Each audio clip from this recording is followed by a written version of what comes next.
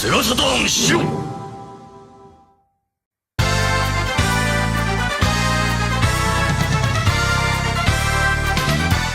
Hello, welcome everyone to the brand new SHIRO show. As you can see, Dave's not here, man. He had to bow. He went on a vacation with his family to, I think, Hawaii? I'm bad. He just leaves and goes. I can't keep track of him anymore, but joking aside, we miss him, and he's having fun in Hawaii. Get a sick tan, bro, and surfs up. Whatever. I haven't surfboarded before, so the best I did is boogie boarding years ago. But yeah, welcome to the SHIRO show, people. Hopefully you guys had a good week and are ready to rock out with your Saturns out. I didn't know a way to word that to not get us banned from YouTube. So, but anyways, welcome. I have one guest with me today, a special guest, a virtual. I don't think I can say your name on the air. Like, can cancel. Do you want me just to call you? Jay. Jay, welcome, Jay. I'm not gonna say your virtual name. It's virtual. It starts with a T, ends with another T. Blows Ends things in up. errorist. Yeah, Errorist, I'm the bad yes. guy from Virtual Cop. Exactly. But yeah, we have a great show planned. We're gonna talk about some cool stuff, cool pickups, some modding stuff. I know some people are interested in that, so it's cool to have a modder on to actually talk about that. So we got some cool stuff, and we're gonna be playing later on some Tactics Ogre. It's gonna be all Ogre for this show if I bomb it. So hopefully you guys won't be Ogre in my jokes. But you know, like they say, the Saturn is like an onion. It has layers to it, and fan translations are the same thing. So we got a lot of good stuff planned. Probably start with updates. What have you been up to, Jay? This week has been occupied with work. I've been picking up a new department, so not only am I forklift trained, I'm also like counterbalance and reach truck. I'm living the Shenmue life. I was about to say, are you secretly Rio? I cannot confirm nor deny at this time. Can't deny if you're looking for sailors or not. I feel. Yeah, just Mr. give me a Mr. bunch of sailors like all at once. Forklift certified over here. I like it. Yeah, and when I'm not driving a reach truck around at high speed, I'm modifying consoles. This week I've been tinkering with an original Xbox, trying to add HD output to that, upgrading some Game Boys, building my second Mr. unit. I'm going to build an ITX version of it. Oh, nice. Are you getting that ITX case mod? Got the case, got the daughter board, got the new D10 Nano. It's all just waiting for the daughter board to connect it, which should be sometime this month. I kind of want to get one of those, but I want to get like see if I can find a busted PC. Was it the X68000, and maybe mod something into that. That'd be kind of cool. That'd be really nice if it was easy enough to like create your own PCB and just mount it to the bracket. I mean, you could create a bodge solution. Put enough hot glue, you can get anything to fit anywhere. Yeah, exactly. I mean, I probably would just like. They say if you use a hot glue gun more than 3 times, Voltar will literally appear in front of you to end your career. Yeah, he'll just put it in your eyes, the hot glue directly into your eyeballs. But yeah, that's kind of something I would do. I'm honestly, my Mister's been. Man, I haven't touched it all year yet. Like I took it apart for a convention like in August, and I've not touched it. I don't know if that's sad or not, but honestly I've really not played much games. But there is a game that I did pick up though that I didn't expect. I got this in the mail. I know this has been a hot commodity, the Metroid Prime remaster. I didn't expect this. Yeah, I had my physical turn up today. Yeah, I didn't expect this to come in. Apparently, Amazon gave me a quote of March 28th or something, or like April, and then all of a sudden, I just the next day it just shows up on my porch. I'm like, that's weird. I didn't expect it's that fast. So, yeah, I guess I'm gonna be playing some Metroid Prime this weekend, probably, hopefully. Just today, about 2 hours ago, I fired up the GameCube with the original Metroid Prime and the Switch one, and I was able to like switch channels and just do a side-by-side comparison. The Parasite Queen on the space station is just incredible. It really is. It's the game you thought you remembered. They've done a fantastic job. Yeah, I looked at some of the graphics on it. It looked actually really, really well, and it actually, I mean, besides the doors, I heard that's the big issue is that apparently the doors aren't textured right. They look nice in context. It suits the new lighting. Yeah, so no, I'm But that's excited my to opinion, of course. how would you say? That's just my opinion. I think with the new lighting engine, the doors look like they belong. Hmm. No, that's fair. I think I saw a lot of pictures of the doors out of context where it's like, oh, it's a random door. It's like, okay, it looks really bad, but it's like probably like you said in the context of the lighting engine, it probably looks great in that case. So I kind of figured that was probably one of those out of context things, but still looks like a funny door though. Funny door, but I'm excited to play that. Did you play that back in the day? It was my first Nintendo love. I was kind of like a poor kid growing up. I had my grandpa's Mega Drive, and I lived with that like for about 10 straight years. By the time I could actually make my own purchases, like Sega were already out of the console race. So I got a GameCube with Pokemon Coliseum. And the shop owner talked me into buying a second game with a console, and so I just thought, well, I'll just grab this Metroid Prime, which I think was like £5, like about $5 in conversion rates these days. Dang. And I just thought, I'll just pick it up, put it aside. I'll play the Pokemon game. That's what I'm buying this for. Pokemon Coliseum, trash, flaming trash. Worst case of buyer's remorse I've ever felt in my life. Yeah, you could And I sell was make a gonna pretty pretend- penny now. It's like what, $100 or something now? Oh yeah, easily. So I sold mine just as lockdown kicked off. I cleared out a lot of my physical collection, so I made some good money. Mm. But I was very close to returning the GameCube, and I thought, oh, I'll just put this Metroid game in, and holy moly, that was just so good, so incredible. It really holds up to this day. Yeah, no, it's an amazing game. I loved it back in the day. It's honestly out of all three of the Metroids, it's definitely one of my favorite ones. I know a lot of people really like Corruption, but I kind of I think Corruption's probably second, and the worst is definitely Echoes. If you're counting Hunters in that as the four of them, I probably would say I would probably put Hunters in third or second, and then put Where do you Echoes in rank dead it last. amongst Federation Force? Huh? Where do you rank the Metroid Prime games against the almighty Federation Force? I never heard of that game before, so obviously it doesn't exist. So that's how it works. It's I a think shame that was a damn there's good never game. like there's never another Metroid game on the Wii. There's only that one. There's only there's only Metroid Prime 3. I don't think there's never I any played other another Metroid one on the Wii. games after that. There was Metroid and Super Metroid via the Virtual Console. That might be what you're half remembering. It was a damn good Probably. Metroid. You're right. There was actually more after that, but I mean the last thing we got after Prime 3, I think was it the Metroid 2 remake, which was pretty decent. A lot of people hated the actual like the QuickTime events. I know some people didn't want to play just for that, which I thought's kind of weird. But honestly, I enjoyed playing it on my 3DS XL at the time. There was just something about it. I don't know if I wasn't in the right mood for the game as it came out. Did you try out Dread?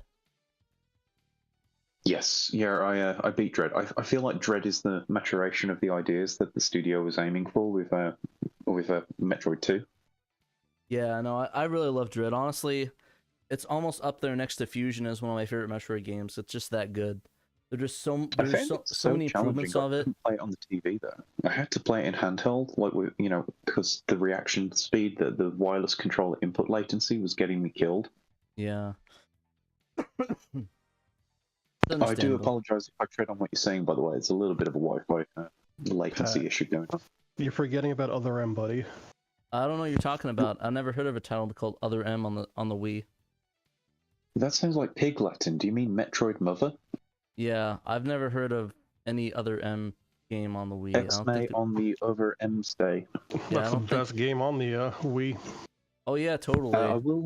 I haven't heard of it, but it must be good. Sideways Wii remote of any game. Like they did a lot with a very small amount of controls. Yeah, I don't know. I probably have to give that a thumbs down. I saw that and I was just like, out of defiance, I had to give it a thumbs down. with all of these fan translations and ROM hacks, I'd like to see like someone attempt to like. You remember the Phantom edit for the Star Wars prequels, where they tried to like fix it as much as possible? I would like to see someone attempt that with Other M. I mean, if they want to do that, if they want to fix it, the key is to, one, delete everything that's there, and two, redo the game completely from the ground up. I think that's the only way you can actually do an edit of it. It's like episode 2 of Star Wars. Honestly, I think I do want to see a supercut of the Star Wars, the trilogy, except in one movie. I think that would be pretty epic, because I literally fell asleep during episode 2. I'm talking with Jay Mompus. Of course, he's not here to defend his opinion, but I do believe Nick, Pandemonium, he's a huge Metroid Prime stan. On his Pandemonium game rating system, he puts like Metroid Prime at the absolute tip top. Yeah, Metroid Prime is definitely his one of his GOAT games of all time. I get heat for it. I think Metroid Prime is an amazing first-person shooter, amazing GameCube game. I actually have it quite low on my list of favorite Metroid games, in all honesty. Hey, it's not a bad company to be amongst. Even the worst Metroid games, Over M notwithstanding, are still a damn good time. Yeah, no, exactly. Like as much as I think that, I am extremely hard on the Metroid Prime games, I still think they're good games. I still think they're epic games, and it just, in my opinion, I think if I had to choose which one I like and not, if I had to choose on a list, I think it would be quite low on my favorite Metroid games, but it would be quite high on my favorite GameCube games, ironically enough. Well, besides 2, 2 kind of sucked. I suppose Fusion is also technically one of my favorite GameCube games, because I played it half on my Game Boy Advance and half on my GameCube. Yeah, I guess if you're counting it that way, then yeah, Metroid Fusion is the best GameCube game of all time. It's the only Game Boy game to ever make me literally scream in terror. I was in bed at my grandpa's place playing Game Boy when I should have been asleep, and I fell into the pit where the SAX is waiting for you, and I just screamed. Lamau, yeah. Honestly, immediately. That thing is scary. It still scares me to this day. I really want to play. Actually, you can play Fusion now. They're actually putting it on the eShop next week, so if you guys want to play some Metroid Fusion and play the best Metroid hands down. Oh man, actually not hands down. For a bit of a Dread is up there. Cooling period. I'm afraid my love for the console for the Switch kind of like fizzled out over the years. I haven't re-upped my online membership for about 3 years. Yeah, and honestly, I don't play the Switch very often. I think I am going to play Prime though. I've never beaten it, so I want to beat it. That's. But yeah, no, I'm just happy that people can actually play Fusion now and not have to spend $100 for a goddamn cartridge of it. I remember you couldn't give that game away. I worked briefly at Blockbusters towards the end of the company's history, and we had a couple of second-hand copies, one in a box, and it was like £5. Please get rid of it. Yeah, no, honestly, those ones didn't sell well, and as much as I hate to see it, my friends always throw it in my face. It's like, yeah, maybe the Prime isn't the best Metroid games, but they actually sold. And I'm like, well, you got me there. They did technically sell, so as much as I hate to admit it, and how much I think the Primes are kind of low in my Metroid rating system, I do have to say that they are the best selling, and I can't deny that. It just sucks that, but at least now Dread's up there, so now people are understanding why Dread, Fusion, and the other ones are so good. But yeah. Oh, you're saying you're cutting out really badly. Yeah, you need to like get close to the Wi-Fi thing. You're cutting out really badly. But sure. Well, he fixes that up. Yeah, like I said, definitely would recommend getting that on the Switch. Honestly, don't even have to give it physically. I just got it because I'm a freak. Don't even buy it physically. Just go get it digitally. Honestly, it's probably better that way anyways. Don't spend $50 on this, or just wait. Just do what I do. I don't have a lot of time for gaming, so I buy stuff and it just sits there. So just like pre-order it, or like wait for Amazon or Walmart to get more stock copies of it and just pick it up. It's not rare. It's just people can't find it.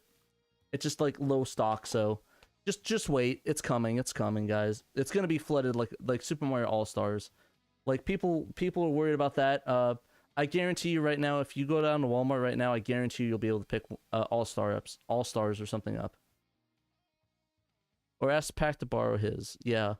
Don't come to my house and I'll let you borrow it for a couple days. But then if you don't bring it back, I'll break your kneecaps. Testing, 1, 2. But yeah, you're good now. There you go, much Nice. better. The laptop version of Discord. Yeah, there we go. It's not much better. But yeah, like I said, any other thoughts on Metroid before we switch over? I need to talk about a couple other things. Great series. Glad Nintendo gives it the time to rest and doesn't try to force it on people. I know there's a loud fan base who are constantly yearning for the next entry, but sometimes you just gotta let things go fallow. And I think Nintendo have made the right call with the pacing of the releases. Exactly. And now and I guess on that last note, if only F-Zero could get any other treatment, get even one title. Sega made the best F-Zero, confirmed. Yeah, true. But anyways, I got a new piece of kit in the mail. The Retro Rosetta by GretschTech. So he reached out to us, GretschTech, on Twitter, and basically said, "Hey, would you be interested in checking this out?" And we're like, "Yeah." So essentially, what it is it's as you can see, it's a box on one end and a Saturn cable on the other end.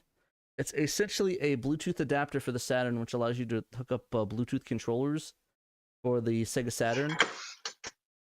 One of the things that I like about it is that you can pretty much just grab any Bluetooth controller, even like probably a PS4 controller or something, and hook up to this.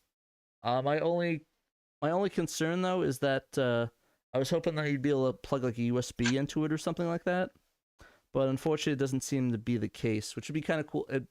Kind of cool for like fight sticks and stuff. But I imagine if you had some wireless Bluetooth ones, you probably could.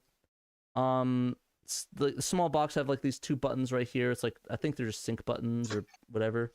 But yeah, it literally is just you can actually get a couple of variants of it. You can get one, it's one of the Saturn controllers, the other one where it's two Saturn controllers. So they come into these little boxes right here. You plug both of these into your Saturn, and you can pretty much hook up two Bluetooth controllers to it, which I think is really cool.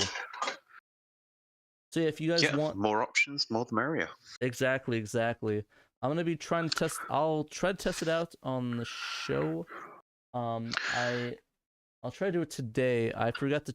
I actually just got it in, so I didn't have a chance to charge Bluetooth controller. Actually, my PS. Hey Pat, could you take your time showing it? You're kind of going a little blurry there. It's hard to see. Sorry about that. Yeah, it's kind of hard to, because I have to hold it in a certain way. See, it's like right here. It's like a little box. There's the title on it. Little small box. And then on the back end of here, you see it's just a Saturn cord that goes into it. A little hole right there. So you can just go into there, and then you can open it up and add another Saturn cable to it, or actually you can swap out for anything. It's more than just Saturn. It's like, I think there's a few other options for it, but yeah, basically just a Saturn controller. I don't know, this is itchy.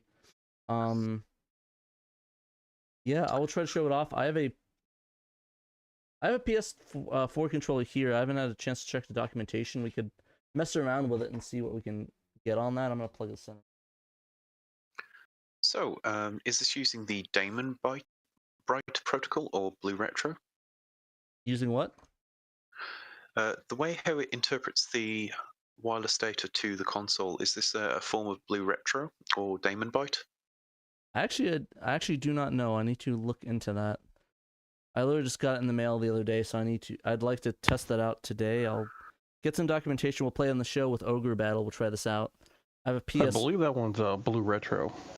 It is? If it's the one that I'm thinking of, I thought it was Blue Retro, the one we were talking about last week or 2 weeks ago.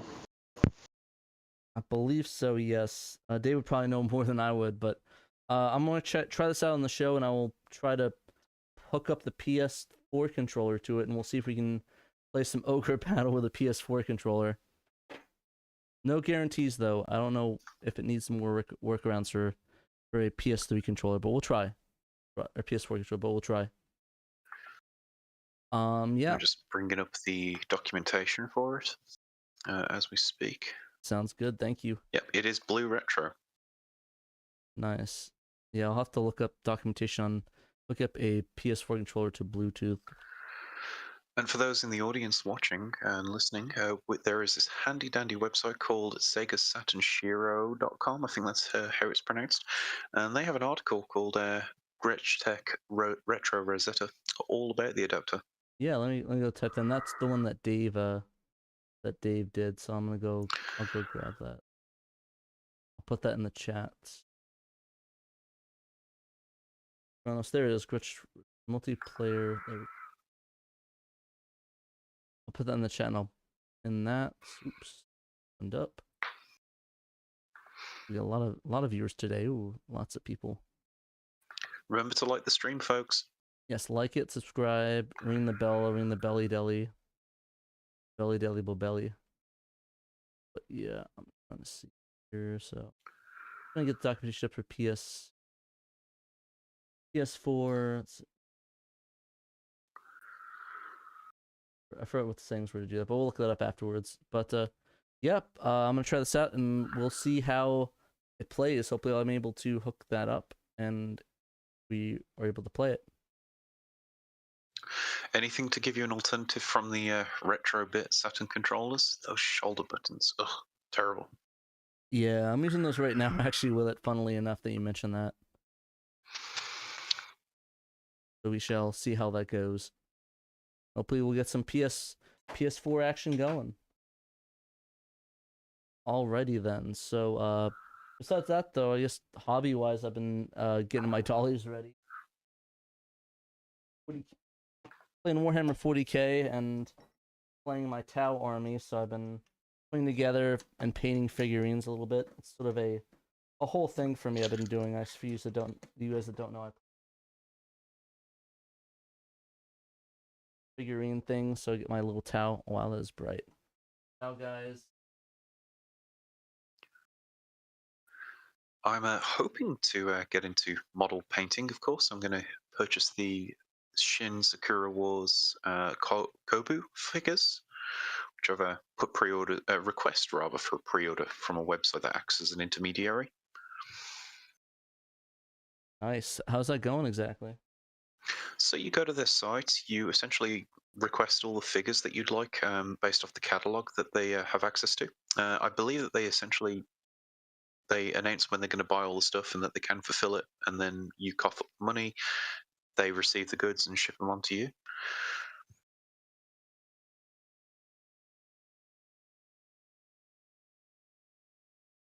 You know how that goes. I definitely want to see those. But yeah, this is the one I just built. It's called the Devilfish, like a transport thing. I built this like last night.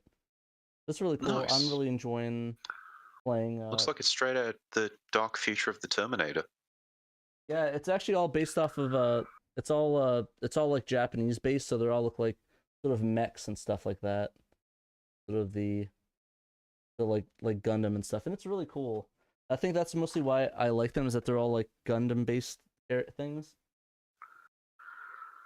The best part about them is I magnetize like everything on them, so you can take guns off, like apply them back on, like add magnets. So it's really useful, especially if you wanna. Oh, that's giving me some strong Armored Core vibes. Yeah, so it's really cool. I really enjoy enjoy putting these together, and I need to paint them. This is on my list of things to paint. I'm still working on that though, but I think the biggest issue though is that I have to like drill the holes of it, and like I have to drill out holes and put magnets in there to magnetize it, because these guys have like 5 bajillion weapon options that you can change out. So there's so many options for you to choose playing it. It gets overwhelming almost, but it's kind of fun. I like it. If you guys like Tau Empire, pick the correct choice, because Tau is the best. The only thing I'm exposed to usually of the Warhammer series is the comic book in the UK. It's called White Dwarf. I think it's been running like my entire life. It, comes out once every 2 weeks or fortnightly if you're British. Oh yeah, no, I know all about that. That's where they have all the unique rules and stuff in there, like the weird, like I know a lot of a lot of like weird Warhammer rules, like obscure stuff or like specialty rules you could actually get in White Dwarf. But it's really weird though, because like you have to like my friend when he played it, the army, his army that didn't have a codex. Essentially, if you play it, you actually have to have these things books called the codexes to give the rules for the specific army. He actually had to run like a page of White Dwarf for like a year and a half to be able to play his army. It actually was kind of sad.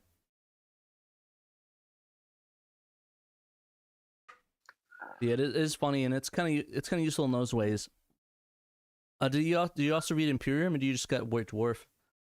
No, it's just I see it on the shelf and it passes me by. The only sort of UK comics I was ever interested in were Sonic the Hedgehog comics, which we had our own one in the UK, which was a really good series by a publisher called Fleetway, long defunct. Oh, nice. Yeah, no, was it like it's definitely from the Archie ones, right? I mean, how do you begin to describe the differences? So there was actually, the character Bible for Sonic the Hedgehog, and the UK Sonic comic was actually based off of it. So they actually took the idea that they were originally based on and ran with it. And Archie just decided to do, well, an Archie comic with Sonic characters, which means to say rom-com, soppy melodrama, and Ken Penders. Less than Lovely. about The famous Ken yeah. Penders. Yeah, he apparently has fans. I call these people pendophiles. Lovely. I love that. That sounds completely not bad in the slightest. Yeah. Meanwhile, the UK comic had brilliant ideas. There was unique characters that they're all very dear to me and just completely forgotten in the modern era of Sonic. Huh. I'm a pandophile for Nick. I'm not even gonna comment on that one. Pandophile. Not commenting on it I at am. all. After that Virtual Cop documentary, like anyone who's talking about like great documentaries on video games, I'm like, you just need to watch Pandemonium's Virtual Cop documentary. That's one of the honestly a crowning achievement of YouTube. You're doing it right though. You're doing it right. Honestly, you need to get some of these things on on Blu-rays or something. Yes, that's one of the moves for like a so-called season of it. His recent stuff is so good. I go back to his earlier videos for like Pipposero, and I can only imagine like what level of effort and the interviews he could have dug up for those. But of course, he gets another chance with like sequels that'll be coming down the pipe. I'm excited to see what he would do if he could get an interview with Craig Stadler. He'd just break the website, just break YouTube. He'd be so happy. He'd probably want to talk all day about his winery business and such. The man's a hustler. Exactly. He's just trying to enjoy his life. There's like it's like more to life than just golf and stuff. I like he has more different to hobbies. life than getting it inside mine. Yeah, he always will get inside mine as well. But I'll never get inside of his, unfortunately. I was able to play the PGA Golf Tour game that was on the 3DO, but sadly that is Stadlerless. Yeah, it's definitely a less than Stadler game.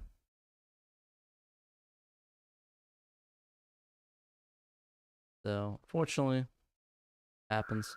But yeah, I'm excited to see what he has coming up the pipeline. I can't remember what he has next, but we'll see. I'm excited to see what his next video is, because he kept me in the dark actually. So we'll see what's going on.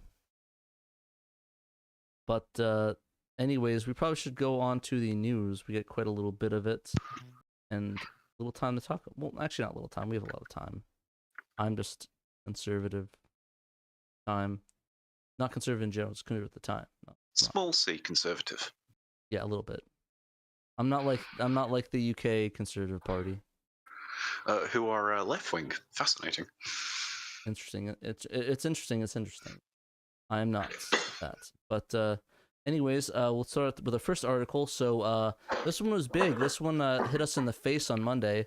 So Tactics Ogre for the Saturn has a English translation now.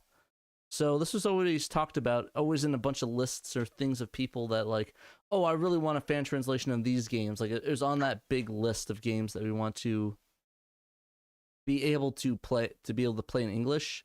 And it always was kind of like, oh, that sucks. Like I'd like to play it.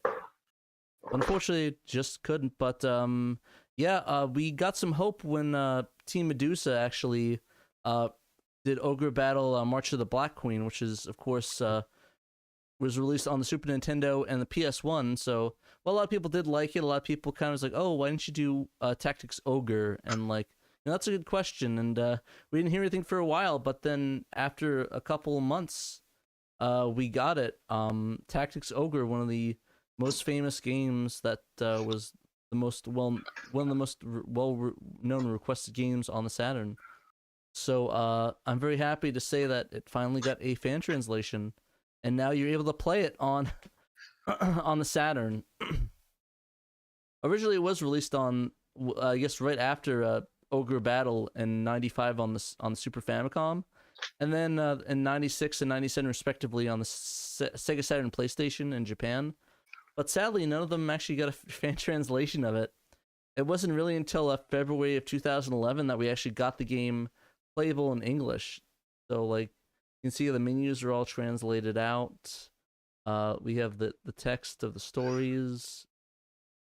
I'm just talking. So it's very amazing that we can actually play this game in English. And the cool thing about the translation team's beautiful. Lovely font choice. Yeah, the one thing I'm curious about is if he used some upscaling AI for that, or that's actually the font he used. So we'll see when I play the game. I don't know for sure yet. So, but it's looking like really AI-esque. So I'm kind of gonna be excited to see what they do with that. I actually haven't had a chance to play it yet, but that's what the stream's gonna be for later on. But yeah, it's just got shadow dropped, and the cool thing is that it's more than a fan translation, which I really enjoy. It's like they add a lot of quality of life things, like supporting the 4 MB extended RAM cartridge for loading, supporting a hard mode, increased characters' HP, and a bunch of other different cool features that were not even included in the PS1 version of the game. So almost a working designs level tweaking. A little bit, except it actually is good. Respect for the source material. That too. That's the word I was looking for. Yeah, Apex said, cool, Let's Clean Leaders are fantastic, but it's a chore to play in Japanese. I did manage to get a little way into it, but I definitely enjoy translation. Yeah, no, I definitely agree. Yeah, I really enjoyed it. Abandoned Witch Retro Gaming, PS1 version of Tactics Ogre was in English. Was available in limited quantities, I think. I think you might be thinking of Ogre Battle. Ogre Battle did get an English release, but it never got but the sequel never did until 2011 on the PSP. So that might be what you're thinking of. PlayStation has one. It was released in '98. Wait, Tactics Ogre had a PlayStation 1 release? Yeah. Really? Doesn't seem right. Are you sure you're thinking of Ogre Battle? No. I'm independently verifying this claim as we speak. Yeah, because I'm kind of sus on that. I know that Tactics Ogre did. Atlas released it.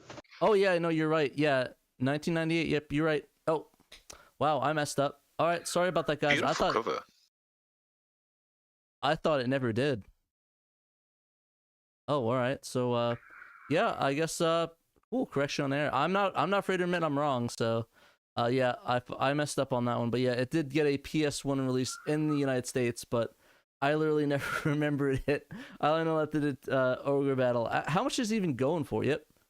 Actually, let's check the good old Bay. Let's see how much tech. How's $2,000 for a sealed copy? Oh, lovely. That sounds reasonable. Using incognito mode, we don't need to see your history. It's too late for that. We already got doxxed. If you really want to look at what I'm searching on eBay, check. It's probably a lot of Warhammer. I guarantee you. So, but yeah, I'm looking 150. Yeah, it's expensive, but it's not like crazy. It's like maybe 125, maybe 150. Some new ones are 250, but like. How are PS1 games for disk and data rot? You know, I don't know. I've never seen it. I had never really experienced it or seen anybody that has, but maybe, you know, I could be wrong. It could be something that might be common. But yeah, like I said, I don't know anybody that actually experienced it personally. But if anybody else did, let me know in the comments. Like I said, I need to get corrected on things sometimes, so. I informed my friends on a Discord about data rot, and they'd not heard about the phenomenon before. And one of the guys goes to his parents' house and rummages around the cupboards and finds all these little mix CDs that he made back in his high school days. There was more rot than data. I mean that makes sense for like CDRs and stuff, especially low quality.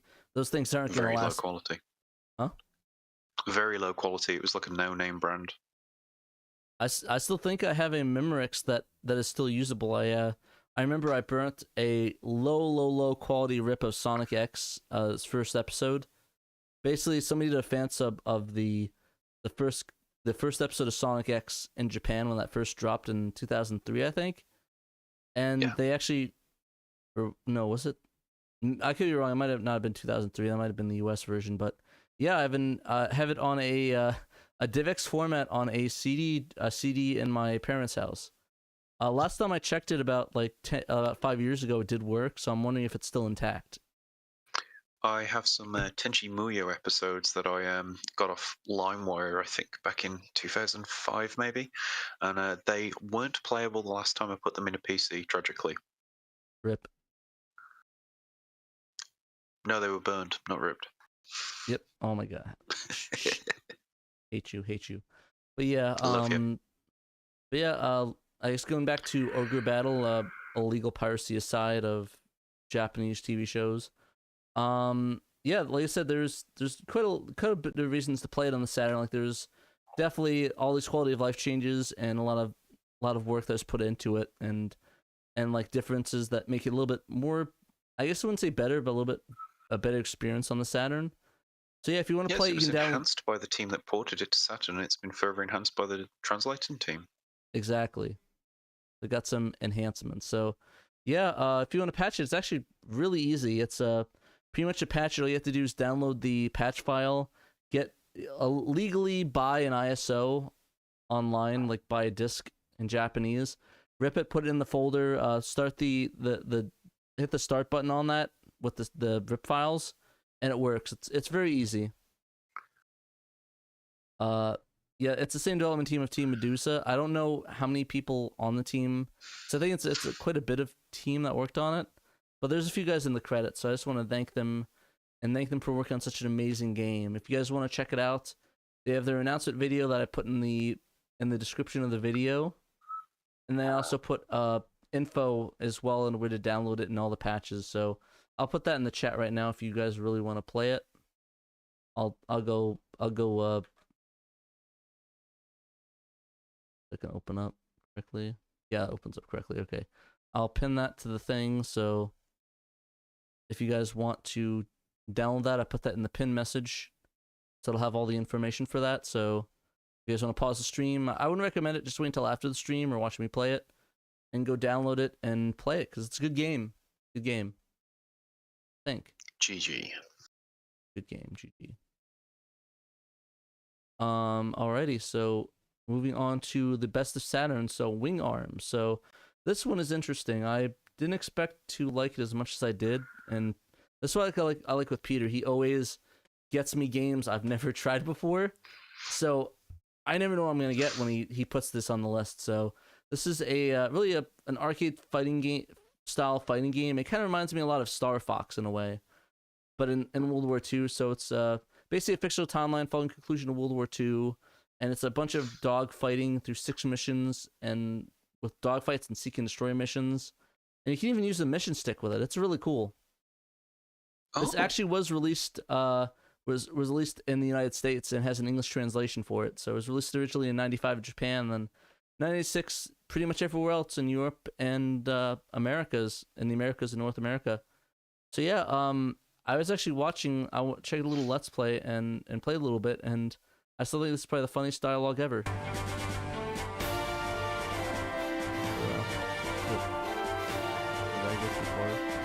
Switch in, we'll show the best dialogue of all time.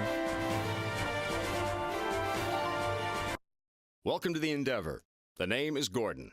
I'm your captain. Listen up and listen good. I like his mouth. There's no room for error. All right, here's what we know. A military force calling itself Avalon declared war 5 days ago.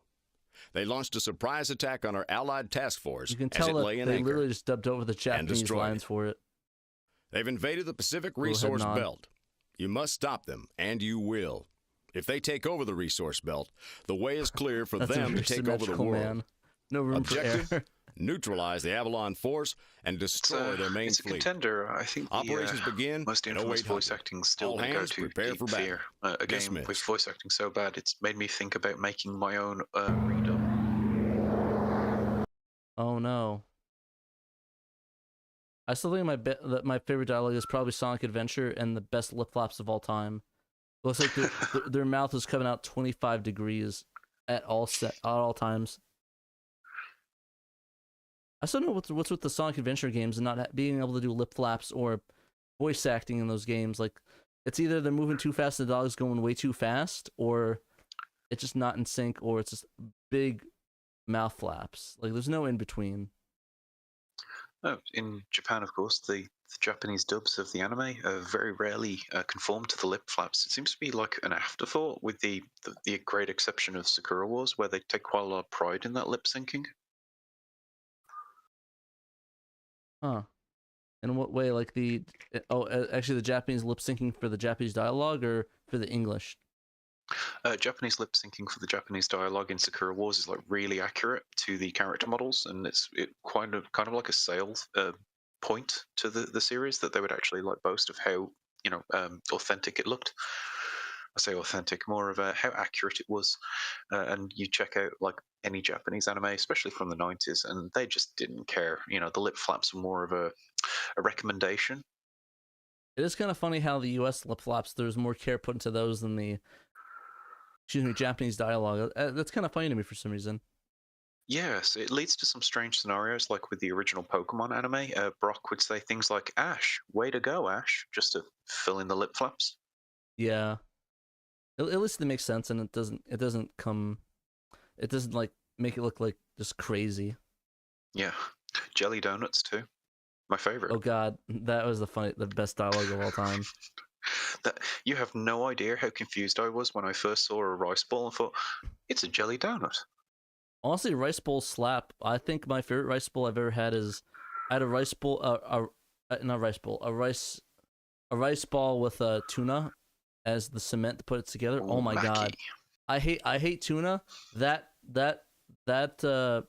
rice ball slapped really good. No doubt. Rice, vinegar, sometimes with like sweet potato on the inside. Good stuff. Man, I want to get a rice ball now. I'm gonna stop and go get some rice balls. I'm starving. Like a real life Alex kid. Exactly. Actually, I wonder if they sell those at the supermarket, or I'll probably have to make those if I did that. Maybe some of on the Asian markets I'll check out. They have one. Need to work on your lip flaps, Patrick. Yeah, I kind of do. But yeah, I'm gonna go probably get that later, maybe this weekend. I'll stop at the ones by my house, get some rice balls. Getting hungry now. It's mochi for me. Just go to the Chinese market in Birmingham City Centre and just get every different variation. Sounds good. I'll book my plane ticket right after the show ends. Peanut butter mochi. You haven't lived until you've tried it. That actually does sound kind of fire, actually. Sounds kind of fire. But yeah, definitely recommend checking out Wing Arms, especially if you like Star Fox, and the upcoming Twin Stellar Stick Love. Assault. Definitely check it out. Alrighty, so we got big news roundup for the week of February 27th to February 3rd, 2023. Some nice assets on the cover. Very nice. So the first one, the view showing off the Saru. So this was the all-in-one, like, everything cartridge. So memory card, ROM loader. This is like the all-in-one, like, all-in-one baby. Like, this is the whole shebang. So this has been talked about a little bit over. Okay, I guess. Fine, I didn't want to load anyways. It's been talked about online a lot. Basically loading BenQ from the redump and different BenQs into it. And a FAT32. It's put into a cartridge slot. So this is the EverDrive that everybody really wanted. And this might be the go-to solution because I believe it also supports the 4 megabyte cartridge and save data. So this might be once this if this releases, right now it's just a proof of concept at the moment. But if this actually comes to manufacturing, this is going to be the go-to test cards, the go-to device. Like this might be all-in-one versus the satiator. Just we might be recommending this. Be like, yeah, you want everything to go, just shove it in there and it's ready to go. Hopefully, it comes with a wedge of cardboard to help you make good connections with the cartridge slot. As long as it's probably beveled, which I assume they probably would make that if it's going to be all good to go. I think it might not need it, but you know those cartridge slots sometimes they're just kind of finicky. Bob from Retro RGB has said he's never managed to get a save cartridge to work without jamming some cardboard down the back. Huh. I wonder what is he? And he's using official ones. Yeah, he's just unfortunately got I assume, an oxidized cartridge port, and the only way to force the connection is to increase the tension. Yeah, and I think that's one of the biggest reasons why the satiator is a really good option because it doesn't rely on that, and that might be why he wanted to do it. Is so you can just slide it in the back. That cartridge is pretty much virgin on most Saturns, at least in the West. Yeah, those pins are surprisingly reliable for the MPEG slot. I have an MPEG card that I use on testing for all the machines that I restore, just to make sure all functionality is there. And I've never had an issue with an MPEG slot. Had a couple of bad serial ports, but plenty of bad cartridge ports. Yeah, so it makes me wonder if it's just based off of that abuse it gets over the years, and maybe it wasn't as rugged, because you're obviously going to be using. Honestly, I think I know people that have Saturns that never even touched the cartridge slot. I mean the So there's a prevailing theory that it's the MPEG slot. lack of harshness that has caused the problem for the cartridge slot, that they do require a bit of force to essentially almost like brush away the oxidization, almost like brushing your teeth. And because there's not enough force on the pins, they just gather corrosion, and unless you deoxit it, it won't be removed by any cartridge you insert. Huh. Makes sense. But yeah, no, that might be the solution is to just break your cartridge slot. Just hit it with a hammer a couple times, get it working. Get some sandpaper or a diamond file. That sounds legit. I can't see that ruining anything at all. There was some Chinese company on AliExpress that actually supplied sandpaper with one of their mods for you to sand. That was it. It was the N64 shell replacement, and it came with sandpaper to restore your cartridge pins. That really janky case. Yeah, don't do that. Anyone who's listening, please do not use sandpaper on your cartridge slots. Just you probably need to use it on the case itself to fit the console in there. Knowing if that was the recommendation, I can't imagine it fitting 100%. But yeah, just sand down your cartridge slots, people. Nothing bad will happen. Nothing God bad. damn it. Oh, more sales for me. If more dead consoles, more for me to restore. I'll send you mine. Lost mine a little while ago. Sanded it down too much. Now I can't read anything. It's just a pile of Nintendo dust. Yep, Nintendo 64. I'm excited though for the aspect of the well, ironically the region free mod for the Nintendo 64. Oh well, I didn't realize. Yes, this was... the PIP replacement. It's by Will's Console Mods, I believe. It's quite an involved process, but it's the only way to do it. Yeah, no, it's pretty. It's definitely beats what's I'm looking for. It definitely beats like actually like getting a Dremel and dremeling it down. This is in my opinion. Oh, so are you referring to the cartridge lockout? Yeah, the lockout. Actually, it's like a physical. It actually is a.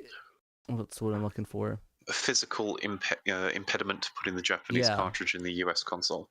So that's quite an easy mod to do, and there are third-party replacements for that cartridge tray. But if you put a PAL game into the NTSC system, it just will not work. That's a much more involved modification. You have to desolder chips and replace them. Really? Is it because of the PAL system itself? Yes. Yeah, it's all like I mean, the original NES and Super NES also have different PPUs to the US and Japanese versions. Not that anyone in their right mind would really want to play PAL versions of those games. I find PAL completely intolerable. Every one of my consoles has either been region modded into NTSC or it's just a Japanese unit. Fair, fair. Yeah, I think I'd really like to. I like to experience it because I technically can play PAL on my PVMs. I just need to. I would just need to get the power adapter so I don't roast the consoles. Yeah, it's the only time I recommend using those Pico PSUs. But even then, don't get the ones made in China. They're reputable creators in the West. Yeah, get the ones that aren't gonna fry your system completely. Saturn, and don't just get a good Pico PSU unit. Also need to get a good AC adapter. There's a Yeah, German brand called Lecky. I recommend. Can a US power supply actually break the PAL ones, or is it only the vice No, versa? the internal components change the power socket power levels down to what the Saturn needs. So swapping to Pico and then using a laptop charger for the console is technically fine. Of course, you just want to make sure you've got the right parts that are as close to the Saturn's ripple wave and things like that. But yeah, if you put a Pico in, you could send that unit around the world, and it doesn't matter where they plug it in. As long as they've got the right AC adapter, it will power up safely. Huh, interesting. Nice. Well, if you guys need to, if you guys are traveling a lot, definitely recommend that. Get that little screen and get like a retro tank, shove in the suitcase with you, and bring your Saturn everywhere. Last year, I took a Mr. FPGA with me on vacation to another country, and that was a darn good way to play some Bomberman with friends. Hopefully, if SRG 320 is in a good position to do so, we may even have a Saturn core to take with us this summer. Honestly, though, man, I think at one point, I think I might want to start like moving around the world or something, like traveling a lot. I think if I did that, I'd want to like just go all FPGA or all like mods, and just take the consoles to me because I can fit like all my consoles in a bag, like in a regular moving box, like because all I would need is my N64. Actually, I'm not. Yeah, my N64, my Saturn, the Dreamcast, the GameCube, and then the PS and a PS2 or 3, and yeah, oh no, not even a PS, maybe just a PS3. No, actually, I don't know. Probably a PS3 backwards There's pros compatibility. and cons to certain PS3 models. If you've got the early enough one, they'll play everything, but you've got to worry about the things just cooking themselves alive. Yeah, and honestly, probably I'll leave the PS3 alone. I'll just get the Mister, and I'll get the Saturn, Dreamcast, GameCube, and then I think that's it. Really, if I was traveling, I would just need the Saturn, Dreamcast, and GameCube. Maybe the N64 if I'm really feeling it, but I have a feeling if I went to say Japan, I would just get a Japanese one. Very affordable. There's not much demand amongst Japanese for the N64, so the hardware's coming real cheap. Even the variant colors. Yeah, I would just get that, get an EverDrive, have it mailed to Japan, and then or maybe just get like a compact one and have you do an HDMI mod on it. Oh yes, I'll be picking up one of the N64 HD mods in the next round. I will not miss out on that one. I need it for the cleaner analog video output, which will be the last time it's available. Dang, I might have to hit you up with that. I have a Pikachu one that I might want modded. Oh, I'd love to help. Yeah, because I do not feel confident installing an HDMI mod into my N64 on that one. But yeah, if you guys need modding jobs, Jay might be your man. Thank you, much appreciated. I've got good It feedback. only might Some be people on the Discord too. Yeah, only might just because he's in the UK, so it might not be affordable to send it to him versus somebody else locally. Yeah, I'll claim all of your packages are birthday presents, so we can avoid as much tax as possible. In Minecraft, I'm joking. Obviously, I always pay my taxes. Exactly. We don't lie on import boxes because the government is such BS and will charge you extraordinary import taxes. We do not do that. Yeah. There we're are sending some our- countries like Germany that will literally open your parcel and demand to see paperwork to prove what the product is and where you got it from and how much it was worth. Yeah, so yeah, if you guys need to do that, put it in an easy, send it over to Japan and the UK. Say it's a book, a really hardcover book, and hopefully and pray to God they don't open it up, or do. That'd be kind of funny. Yeah. Not really. But we'll sort that out. I had a parcel opened up from America once. They called. It's a bit too NSFW for this story, but yeah, I've probably made more than a couple of border customs agents blush. Oof, getting that illegal hentai. I see. Alrighty, so we're running out of time. It's Warhammer 40k dolls, nothing more. Yeah, we're just sending you Warhammer 40k dollies. Getting those Necron warriors. But anyways, moving on to the next one. Apparently there's a Tomb Raider mod. I think we covered this before. I think this is the same one that was into the competition but they got denied because I know it looks like it was discovered. This might be a different one. So this one, Retro Dad Model Lad posted a video Wednesday showing off a mod for the Saturn version of Tomb Raider that I guess not a lot of people knew existed. So it was posted on the Tomb Raider forums in 2015 as new dinosaurs to the game's third level, the Lost Valley, as well as some ammunition and health packs to survive additional enemies. Converted to work on the Saturn by a person named that. I'm not saying all that in a row.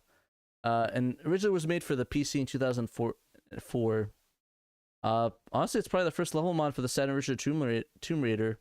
Honestly, it probably just went on incognito. Okay, so it was so he's saying there's a different mod from the denied one from the competition. So yeah, this one it's quite interesting. Like, and it's kind of funny and shows like how much nobody cares about the Saturn outside of our scene, really, because like this was a thing and nobody noticed it until it was found by Retro Dad Modern Lad. So can't help but wonder what kind of mods might be happening over in Japan, and there's just such a language barrier with there could be all sorts of things going on we're not aware of. I think the biggest one was the burning 120% game. I forgot what the name of the title was. It's that fighting game. Yeah, Suka 120 Burning, which was it was rumored to be a fan mod. It was a fan mod, but it was rumored to be the actual developers that couldn't push it out in time before the Saturn died, so they just released their own version of it, which makes sense. It's happened a few times before. There are mods made by game developers for Fallout New Vegas, which are like sort of like the unofficial official patch. Yeah, so yeah, I mean, definitely wouldn't be the first and last precedent of a developer doing that. So definitely is another precedent of that, and it like I said, we might never know and might lose Jay's business. Do you have a link to your thing? I'll put in the chat. I have an eBay page. It's but if people want to reach out to me on email, that's probably or the Discord, of course. So I often lurk around there. His name is Richard Terrorist on the Discord. He probably should change his name. You said the quiet bit out loud. Probably should change your name to be more professional. That's really condescending. Never mind. Virtua fella. Just be Virtua J. Yeah. Wasn't your name before like Mind of Mercia or something like that? Mercia is just like the ancient name for like the middle of England. It's like one of the old kingdoms. I just like the sound of it. It's kind of Tolkien-esque. I like it. I like Terra. Whenever an American sees it, they usually think it's just like Murica, but like misspelled. I keep thinking Mind of Mencia every time I see it. Huh. Awful TV show. Don't watch it. Don't watch it. But yeah, he's on the Discord as Virtua that or Jay. I'll have him. He might need to change his name to. But yeah. I can't change it right now. I did actually try, but I think while you're in a Discord voice call, it won't let you amend settings. Yeah, so he'll fix it. He'll fix it and he'll post the Discord of his information. Just like make a chat and joke like, hey, I was on the show. If you guys want some modding stuff, let me know. Yeah, gosh, Game Boys, consoles, all sorts. Even if you've got some difficulties setting up like Mr. FPGA, things like that. Bit of a dab hand. For sure, for sure.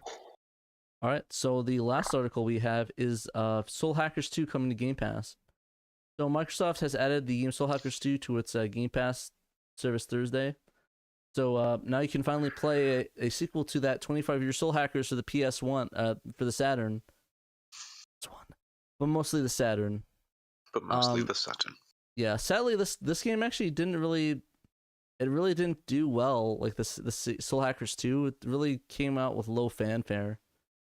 I've seen. I have a friend who's a Gen Z, Shin Megami Tensei fan, and she was curious about this Soul Hacker. She actually asked me, like, "Hey, you're the Saturn fan. Like, what was the first game like?" And she was really disappointed by Soul Hackers 2, basically riddled with microtransactions. Really? That kind of sucks. I'm surprised. What was it? Just like clothing and stuff, or? I couldn't tell you. I haven't dove any further into it. But that's kind of a sadness. So I definitely can see why it was delegated to the Game Pass. But yeah, it was released originally in August. But yeah, if you guys don't want to spend the money to buy it, which is understandable if it has microtransactions, why not pick it up on play it on Game Pass for free? It's fully playable to my knowledge, and it probably uses the same engine as Persona 5 and the rest of the Shin Megami games that are getting dropped rapid fire. Or probably no, Shin Megami Tensei 5 probably. So yeah, if you guys want to play it, and you don't want to spend money, get it on Game Pass. I believe it's on PC as well, the Game Pass. So I saw good. the logo. It looks like PC. So if you guys want to play it on PC, Sega are so open to PC ports. Huh? Just that Sega are doing a very good job of bringing their franchises to PC simultaneously with consoles. Yeah, no, it's super sweet. And yeah, it looks like it is playable on PC, so if you guys want to get Game Pass for like a month or so and play this game, you can do that. Pay $5 for it. I think Game Pass is like $5 or something cheap. Dear Sega, please bring Shin Sakura Wars to PC or Xbox or anything but PlayStation. Yeah, no, that game is locked to PlayStation 4, and sadly, I think it's probably I like how Cerulean actually said the same thing. Yeah. In fact, the game is so quietly talked about, the Shin Sakura Wars, that most folks didn't even know that the Like a Dragon studio worked on the cutscenes for it. Yeah, no, that's really cool. I didn't know that either, and it's kind of funny because I was telling people how it's kind of funny how Yakuza went from that beat 'em up style to that the same type of gameplay Sakura Wars, like a turn-based strategy game, and Sakura Wars went from a turn-based strategy game to a Yakuza beat 'em up. It's like, what? Like, it's kind of weird to me. I'm wondering why they didn't do the same thing for. I guess maybe they didn't think it was gonna do as well. Oh, to me, that's kind of weird. They put about as much faith into it as Sakura Wars 5 on PS2 and Wii. Yeah, it's kind of a sadness. I really wished it was that game, but I mean, it wasn't a bad game. It's pretty fun for what it was. Yeah. I just wish, it was playable. Or a way to play that mobile gacha game. Yeah.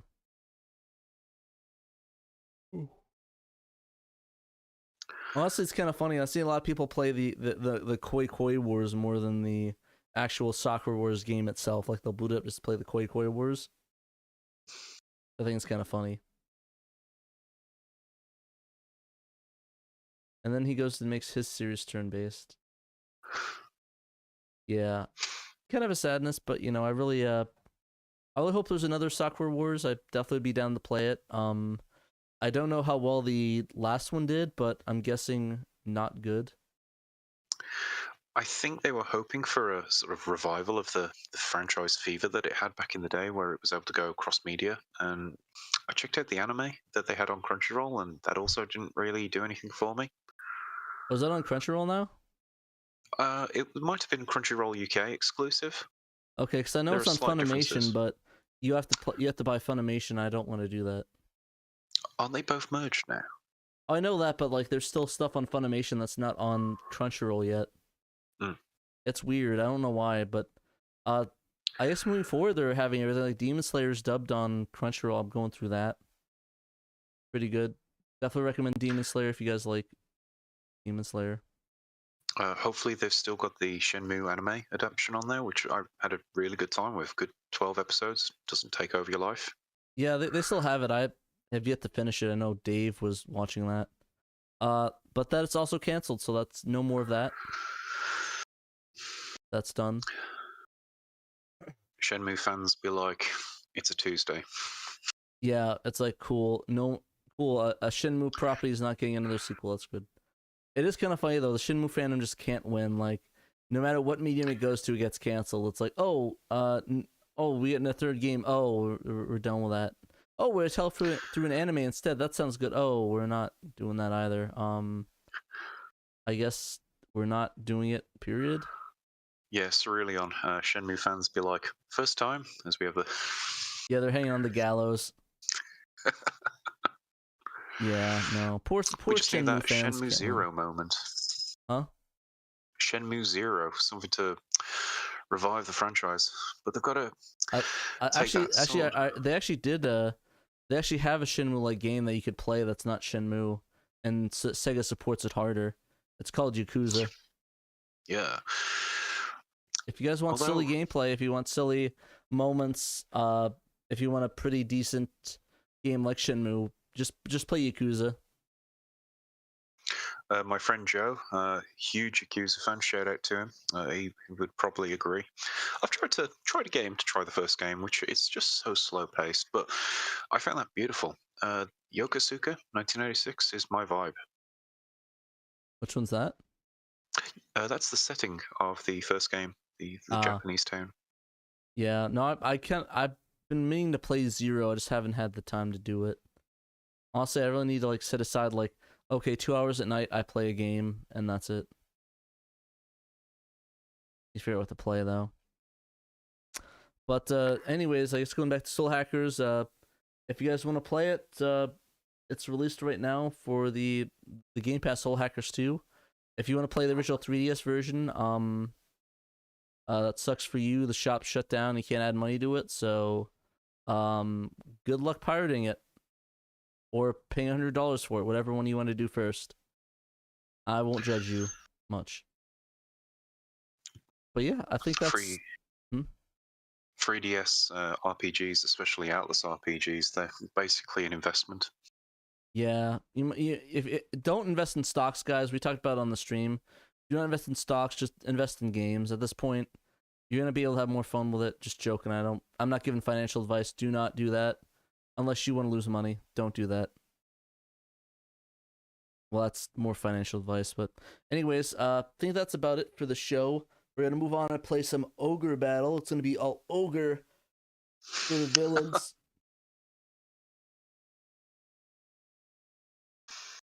It'll be all Ogre for the villains today, so I'm going to play that after the stream ends. But before we go, shout out some of our Patreons. Murder of Crows, Blue Moon 95, Emerald Nova, Johannes Fetz, Nate Lawrence, Cerulean, Christ 1997, Derek aka A-Team, Fat Drunk Friend Otaku, Jim Clasher Rank, Ian Keg, Justin, Momphis, Normal Guy, Nutrageous, Robert Ramsey, Rowan Dished, Sega Steve, Stoneman, Tanuki Trev. Oh, we have a lot of them.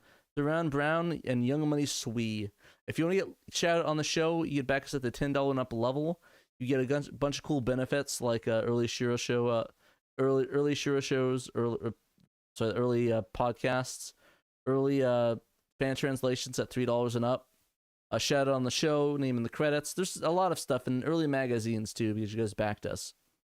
So yeah, definitely appreciate all your support, guys. Love you very much. If you guys want to back us, but want to do it like a one-time donation, you can go to our webpage and hit donate to give to our PayPal, or you can support us through our magazine or merch. So got the SHIRO magazine, a really cool limited print magazine. We're pretty much confirmed. I think once everyone buys this, we're done for this issue, unless demand release skyrockets. And we're going to focus on the second issue. So if you guys have been sitting on the fence for it, it's not going to be there forever. We have A rank and B rank, so perfect, or minor defects if you want for $5. So yeah, would hop on that if you guys want. I'm not trying to FOMO it, but like, I mean, if you guys want to get an issue of it, definitely is now the time to do it versus like in a year or so when we don't have any left. You can also you can also check out a shirt. We have a bunch of cool shirt designs on our Threadless store. I have a Dreamcast shirt on and not a show one, but I definitely recommend getting this podcast one and this Virtual Dave and Pat. I unfortunately can't wear this one, but mostly because I will think that's big ego, and I don't want to wear my shirt on my face on a shirt. Just seems kind of weird, right? Takes a lot of confidence to wear a shirt of yourself. Yeah, I'm not that cocky. So, yeah, by the mission AM25, thank you very much, AM25. Love you very much.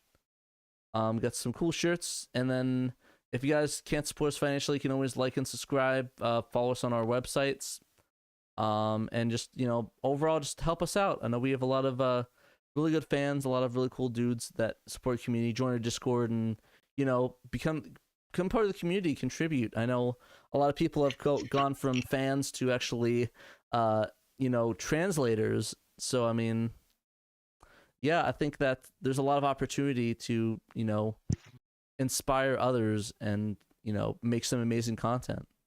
So, You're yeah. all heroes. The patrons, the creators, the Shiros. Thank you all for what you do. Exactly. Thank you. But yeah, I think with that, that's about it. We're going over to the gameplay portion of the stream, and we will try to hook up a PS4 controller to a Saturn and play some Ogre battles. So we'll see how that goes. Until then, thank you guys for watching. Remember, you must play Sega Saturn. You must.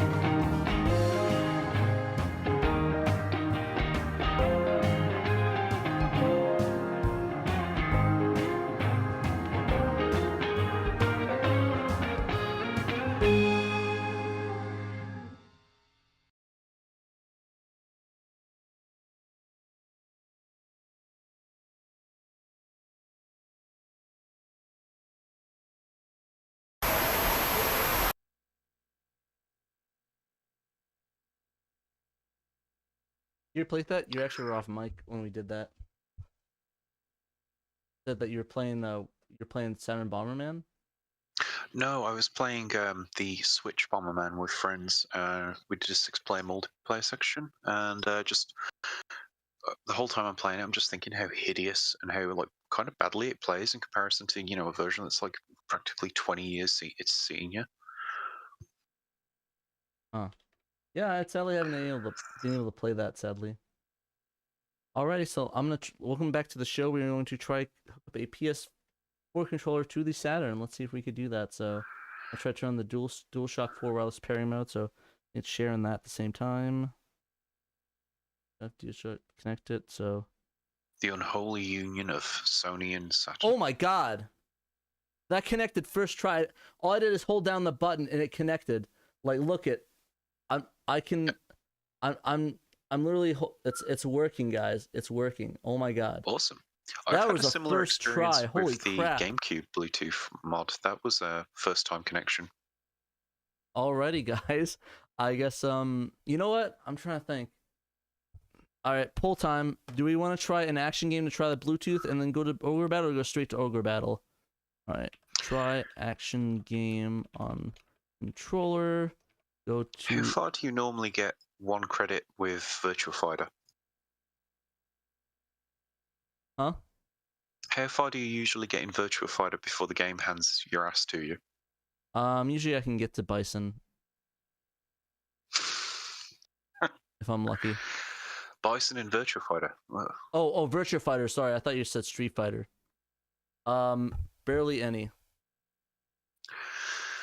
I've been playing quite a bit of the 32X version of Virtua Fighter, and just brutal difficulty. Oof. Yeah, I'm pretty bad at Virtua Fighter. All right, we got 100% go to Texas Ogre so far. How many votes is that? They don't tell you how many votes we have on that. You got 2 votes so far. Okay, yeah, that's weird. I wonder why it doesn't show the thing. So we have 2 votes. You guys want to see? Okay, we got less votes. What is going on with That's this? It's me only just showing being a one terrible option. person. So I only have... Oh, I have to click on it.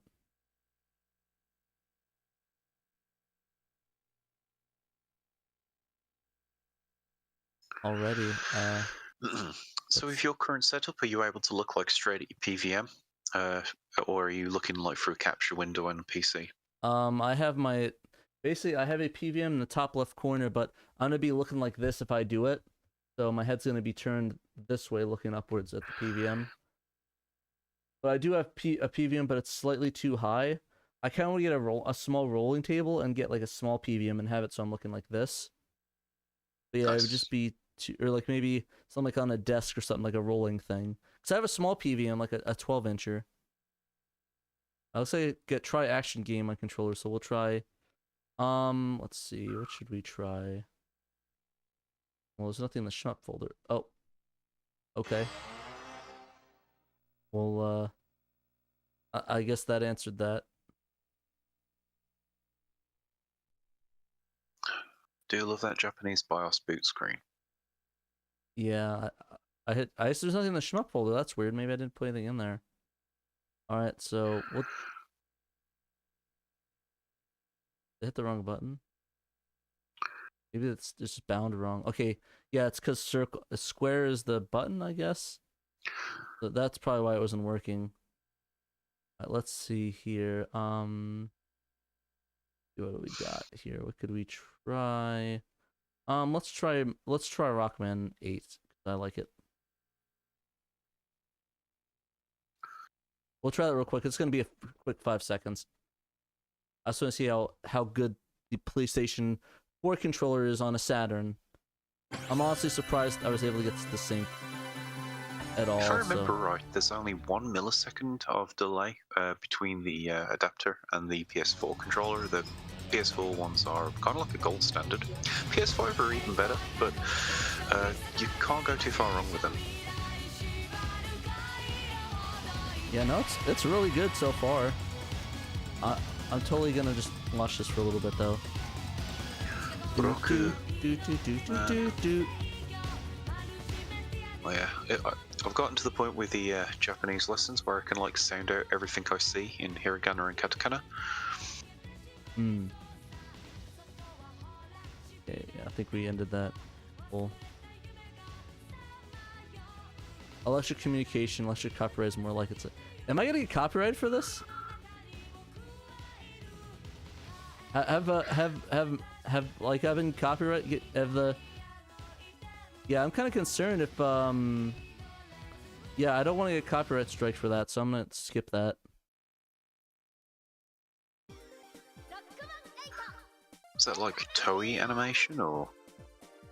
I don't know. That's a shame that they do that. It's a game, goddammit. Japanese lawyers are like that. Alrighty, I know Square's a confirm, so... Oh shit. We'll just play it as is. We'll experiment. I guess we'll continue.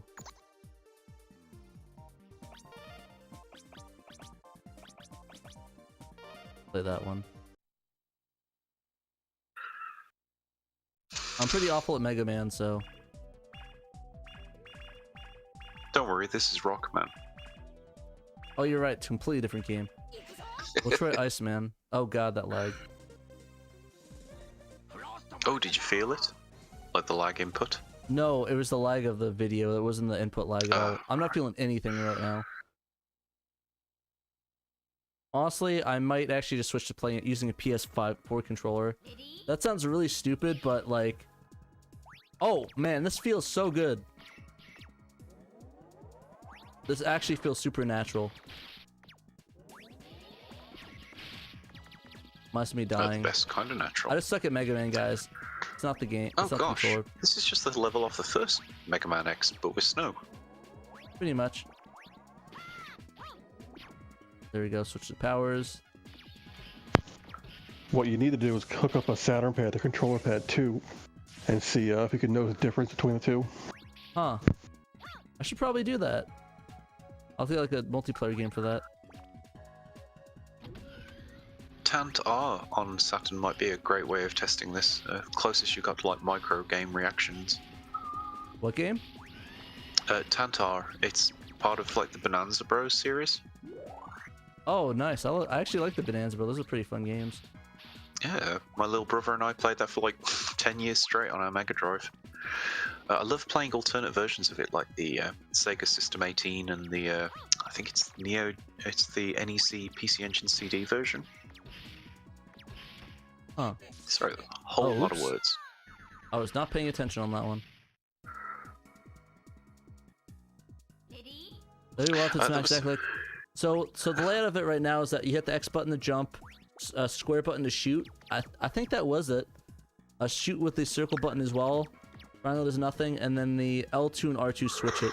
I think the only difference is that the L2 and R2 it's on L1 and R1 on the PS1 version of it, I believe. I could be wrong though. I tend to be wrong. To Colin Pierce in the chat, Bonanza Bros kind of a series. You have the original title in the arcade, it's ports, but then it got spun off into like a WarioWare precursor, which almost feels insulting to say, but yeah. There's 2 more games with the Bonanza Bros in different costumes. Oh yeah, there might be a little bit of lag. I'm having some issues jumping, but I don't know if that's because I suck or because I'm not used to the. It might just be I suck, so I'm not gonna judge it harshly right now. As a guest on your show, I'm gonna blame the controller 100%. Exactly. I'm not gonna be that dude. Actually, it's the opposite. It's kind of like I should be blaming the controller, but it's like I don't wanna. Oh shoot! I'm just garbage at this game.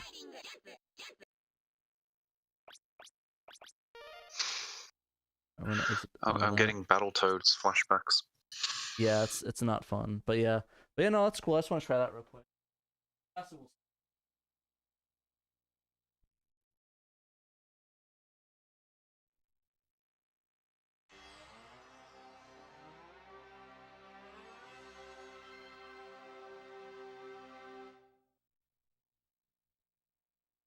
I'm just trying to see if how fast it'll happen.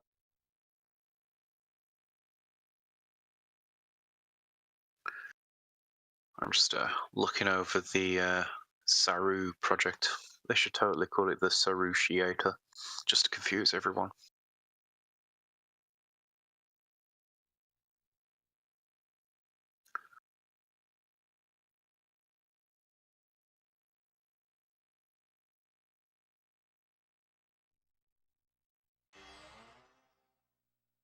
There we go. So it takes a little bit. I don't think I'll have to play a little bit more with it and see if I can get to easily just sync up faster.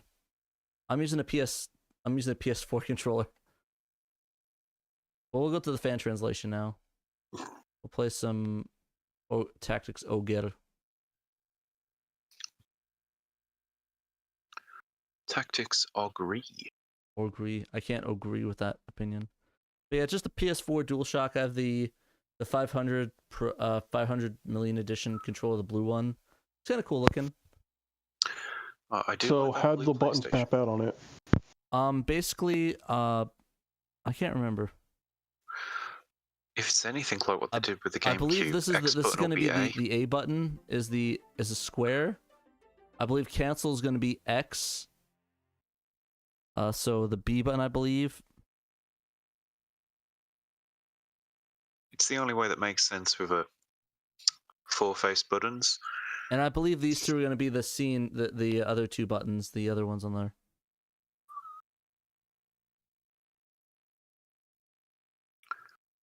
Ermit the frog. It's one of the great tragedies of Sega pulling out of the console race that no other console manufacturers put 6 buttons on the face. Yeah, Xbox it's all this kind of had it. kind of like that. In all fairness, Sega abandoned it also. Yeah. Yeah, they went to the Dreamcast. And then original Xbox kind of brings it back with the black and white buttons and then kind of shuffled them off. There we go. Mode normal. What does that mean?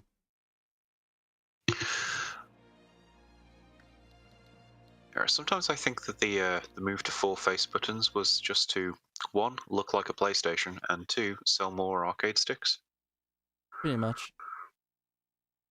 Uh-oh. Did this freeze up on me? Oh, no, So, Pat, do you not have the 4 megabyte RAM card? I don't. Well, I have it, but I have the system memory in there instead. Should I switch over to that? This game does support, I believe, so I mean, if you wanted to show it off. Yeah. Hopefully a bit more of a 4 meg RAM hack than the other so-called 4 meg improvements I've seen floating around. Yeah, let me actually go get that. I have the cartridge over here.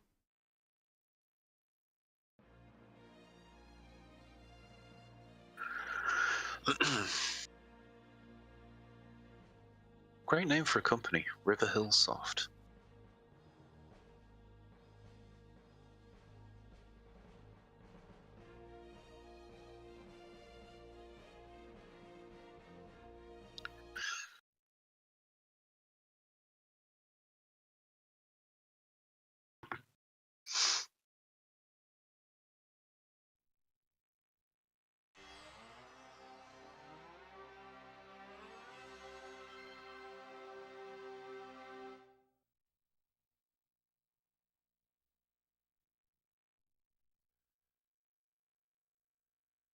Well, that's cool. Yeah. So, okay. So the cool thing about it is that once it's synced to the the Bluetooth just have to hit the PlayStation button and it auto syncs back up. So that's kind of cool.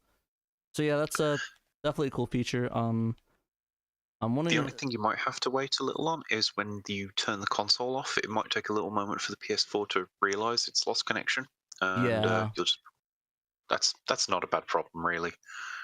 That's really the only caveat, but it's not too bad. You're turning it off anyways, unless you're somebody like me that like needs to keep doing it over and over again. It doesn't matter. Also, how do I know if I got the 4 meg? Does it say? We'll soon Oh, see. caching data. There it is. Yeah, about to say, Paul usually has something right in the beginning. That's adorable. Love that Oh yeah, sprite wow, work. that worked first time. Mr. Garbage Bones. Oh yeah, that's. I want to see what's in the garbage. It actually is just Mr. Bones in the garbage folder. All that talk of Sega bringing back old IPs, it's Mr. Bones' second chance to shine. Yeah, I could shine a toilet. I'll let it do that. Shine my shoes. Shine the toilet bowl. How about that? Shine the floor because it's beneath you. Exactly. Shine my butt because it smells bad. Got him. Alrighty. So backup RAM, no option on that. Normal mode. That's weird. Let me. Every time I hit oh, it has to change to the thing. Okay, there we go. Yeah, let's not do hard mode. I don't want to kill myself. So. You're not playing Mr. Bones yet. Yeah, thank you, Medusa Team, for this awesome translation. Hope the experience of translating this helps them with other games that might require translation. Hopefully it's not just like a technological dead end where this game had its very own unique way of encoding things. Unfortunately, that seems how it seems to be sometimes. Yeah. Like even the Sakura Wars 1 translation didn't help all that much with Sakura Wars 2 because of massive differences in the code database. There. What name should I put, guys? First name in chat, I'll go with the name.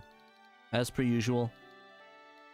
But yeah, it is kind of a sadness that really every game is like a different thing, so there's not like a lot of same old, same old. It seems like there's just differences. There's like never like a consistency with it. Alright, we'll do Dave.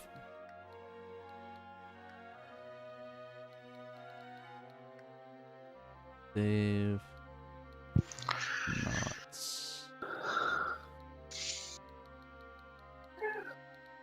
Dave not H. Dave not here. Show us thy day of birth. We'll do my birthday, so that way you guys can remember when my birthday is. April 9th.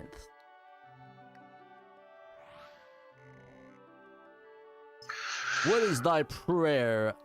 Alright, I'm gonna play some Warhammer 40k tomorrow, so I want victory. What does thou offer? All I got is hope. What is thy vow? Love? Oh, nice. Happy birthday, same way. What is thy prayer? I guess wealth. What does thou offer? Honor, I guess. What is thy vow? We'll do peace. Oh, you got revenge. That's what this guy for Earth is. Revenge, sacrifice, hatred. Guess the rest of it. Reign, offer, glory, ideal. Alright, we'll do that.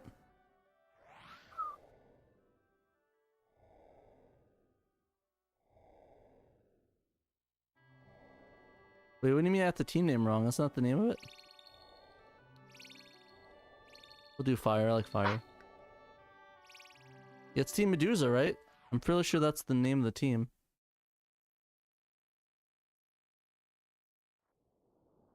Yeah, Medusa with a Z, yep.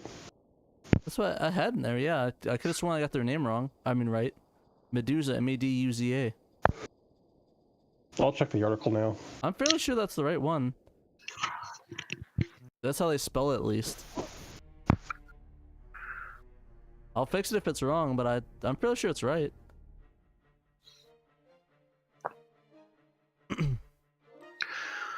Gotta love that late Super Famicom 2D art style. Yeah, I love it. I mean, technically this was a Oh, yeah, it's Famicom wrong. game. Huh? You have Medzwa. Oh. Oops. Somebody that has editing rights, go edit that for me, please.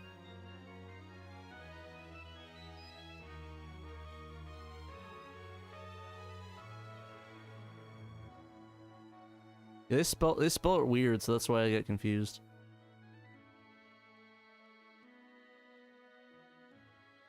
It's not like Medusa. Or is it actually spelled the Medusa as the same one? I don't know. I'm pretty dumb.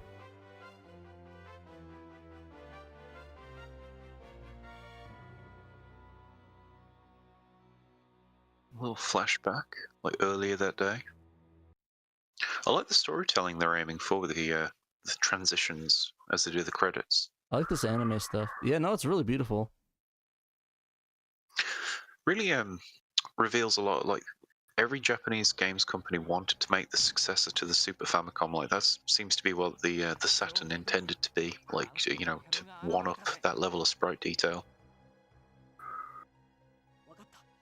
Yeah, no, it's honestly a lot of people I've always argued that everyone's like, oh, the Genesis is better sound chip, better.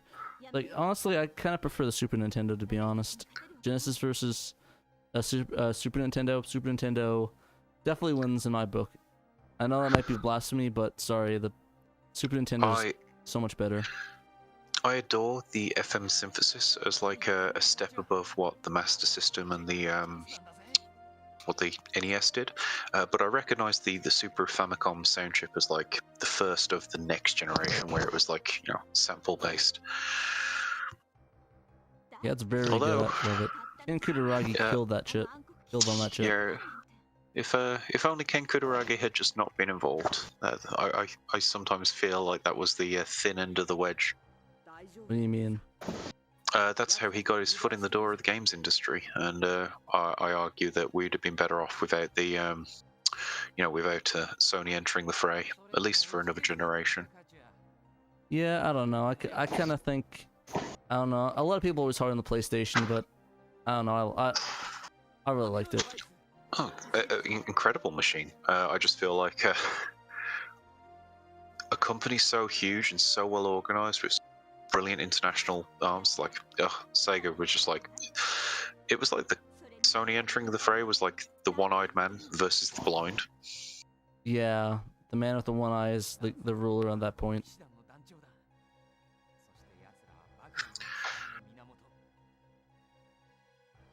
I almost feel sorry for Trip Hawkins and the 3DO initiative. I like what they were trying to do, and the games industry were, also very keen on the idea. Just the cost, just beyond.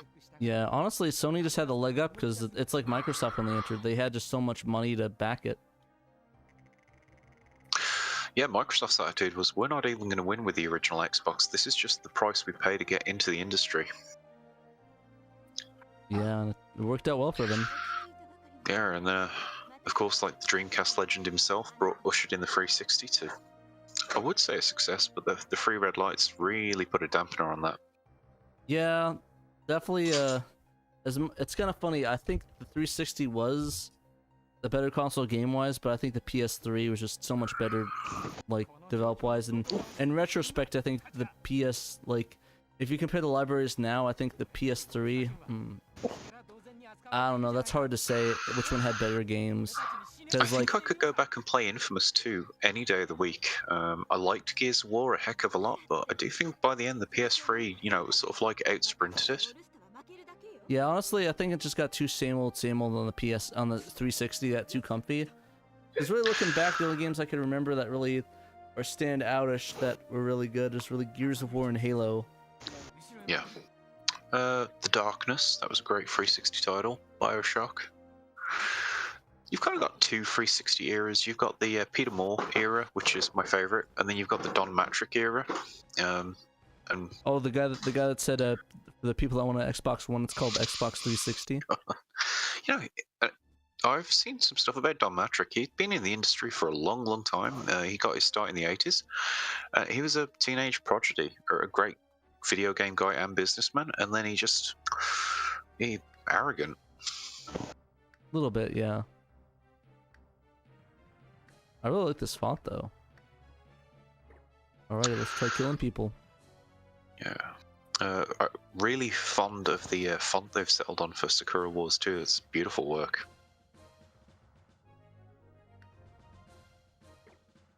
Okay, then. There we go, we will... Why isn't he not moving? I have to, like, move a certain thing. I'll have to look at a side-by-side of this and Vandal Heart, see which one I prefer. They're both going for that isometric, anime look. That's weird. I'm trying to move. It's not letting me move these dudes. Am I, like, not doing it right? Oh, you have to hit the right... It's the trigger, that's why. I have to trigger, that's why. It's the right... R1 to do that move. Okay, move. And then we want to move... right here. Okay, there we go. So I guess R1 is C? I believe so, yes. Then I'm assuming L1 would be Z then. I believe so, yeah. Retell. Stone throw. Can't hit anybody, so... all I can do... Almost every one of my turns in Sakura Wars feels like that. It's like, I can move up to the fight, but I can't actually initiate. Yeah, it seems like the way it is. I don't want to move with him. I can't... Oh. Oh, I have to do stuff with him, right? Spend... Oh, wait. To Travi in the chat, I really missed out on the shmup genre until very recently, actually. I didn't appreciate it enough as a kid. Okay, I see, yeah. So it's... I only can control him, that's why.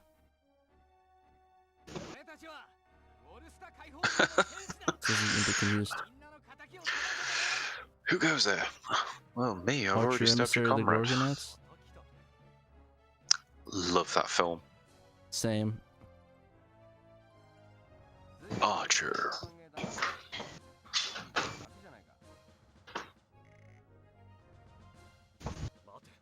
It's kind of funny. The one guy that the rally truck driver, that old dude, is actually in Star Trek, in Deep Space Nine. Oh, the ripoff of Babylon 5. Yeah, except good. So I had the privilege of watching that show, like binge watched it a few years back. So damn good. Which one, Babylon 5 or DS9? DS9 I like enough, but Babylon 5 just as a a complete package with a beginning, middle, and end, incredible. I tried it, but I kind of ran out of steam. Like I think halfway through season 1. Season 1, I don't expect it to sink its claws into most folks, but season 2 just gets like this absolute nitro burst called Bruce Boxlinger, who became like the lead in season 2. Yeah, should I just tank it out and and just wait for season 2? Like just stick through it. Yeah, and then when you learn what happened to the actor from season 1, it makes a lot of sense what happened. Oh no, I learned about what happened. It's actually completely really sad. In such a strange way, they gave him the character and the actor such a respectful send-off. They bring him back in the middle of the show, and it's like this incredible sort of like retcon / ending for him. It's just sad that he went through all that hurts, and I think he died recently, didn't he? About 6 odd years ago, at least, I think. Yeah, but that was when they actually spoke at a Comic-Con about his struggles with mental health, which he requested be kept private while he was alive. What exactly did he die of? Was it like a disease, or was it actually self-harm? Complications from his failing mental health. I don't think it was self-harm. It was just he was in a terrible state. It was really advanced mental health issues. That's actually really depressing. I feel really bad for him. Because he's really good. I liked him a lot. He actually was a really good lead. It almost works like a reverse of like going from Captain Kirk to Captain Picard. Like you had like a very Picard-like lead with season 1, and then season 2 is almost like you get a Kirk stand-in. I just like how it's like, because you're learning with him. It's like difference from like like people like Picard or like or almost like Cisco, where it's like they already know how to handle stuff. It's like he's still trying to learn it and get it like his footing, Yeah. Which I like. It's a different take on that. There was a rather meta aspect for me watching it after playing the Mass Effect games and just realizing, like, oh my lord, Mass Effect just stole like all these stories like wholesale. Yeah, but actually, I'm they gonna even try have it. Reapers, but they just don't call them that. Well,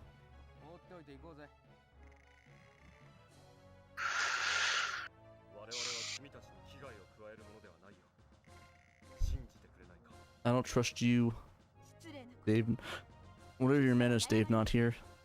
Apologize at once. Where's the F no option? Is that Dio's voice actor? Can you do Google search and check Dio's Japanese voice actor if he plays Lancelot? I shall do. He sounds very Dio-esque.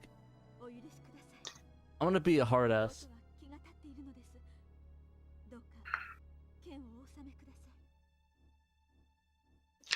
Takahito Kaisha IMDb.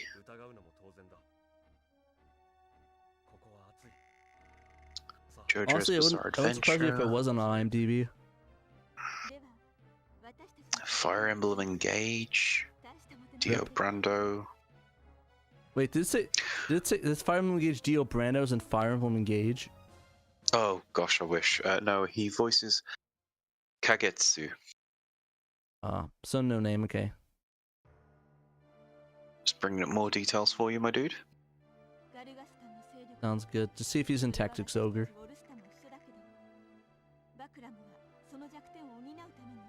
I'm just gonna keep God, this guy's credits are endless. I'll just Incredible control F career. and look up Tactics.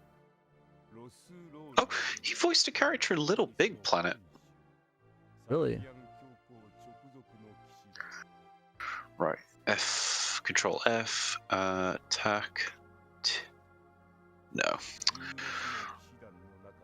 I'm afraid it doesn't say that. Doesn't mean that's not the case. You know, sometimes I'm credited, sometimes IMDb is not perfect. Yeah, I'm looking on here. I'm not seeing it either. It'd be under, yeah, T. Yeah, looks like just the sound. Just that sounds like him. Apparently, like the Dio is like voice acting is like iconic. Like amongst the Japanese, it's like so over the top. Yeah. Honestly, he nailed it. He nailed Dio so hard. I had to fight Dio in a D&D campaign, but when I say fight Dio, I mean like a Dio with a serial number shaved off. It was a vampire battle in Dungeons & Dragons. Absolutely fantastic. The guy basically like walked up the walls with me collared around, and he threw me from the roof. Somehow Dang. survived it. Got the best roll of my life. Rolling those 6s. Nat 20s, my dude. Or nat 20s, sorry. I'm used to playing Warhammer, so I just roll. I deal with 6-sided dice. I deal with dice with too many sides.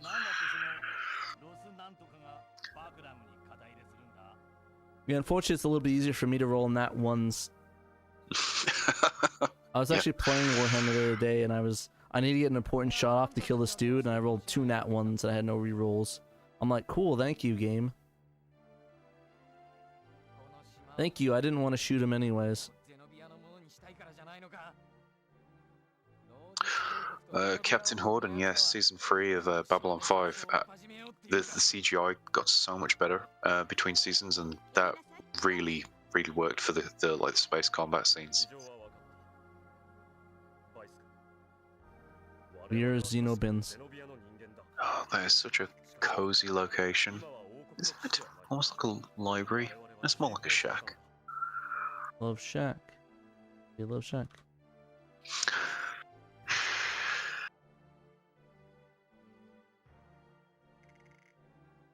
English dub voice.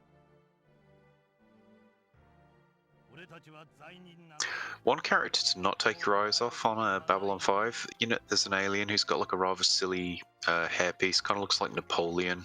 He's so good. He has legitimately one of the greatest character arcs I've ever seen. Mr. Garibaldi. Yes, I'm looking on video games. Tactics Ogre. His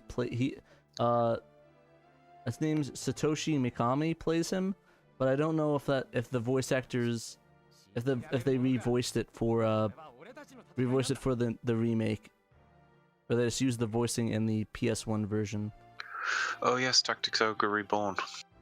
Yeah, I don't know that for sure, so I can't confirm or deny, but it's looking like his earliest credit is 2003. So I'm gonna go and assume that it is actually that he actually is not in the original.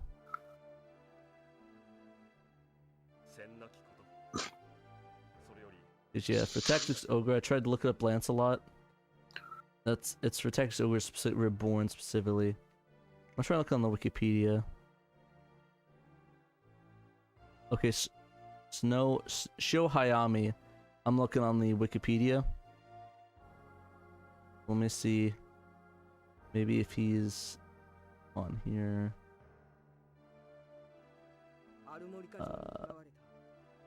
Let's try Tactics. No, he's not on here, but I think he might be credited in the game. I'm trying to see who this guy plays, if there's anybody I know. Video games.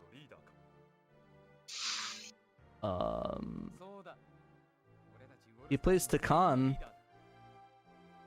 Takan Amiya. Oh, is this the grandfather of the ninja girl? Oh yeah, that's the. Oh no, that's Sakura's father.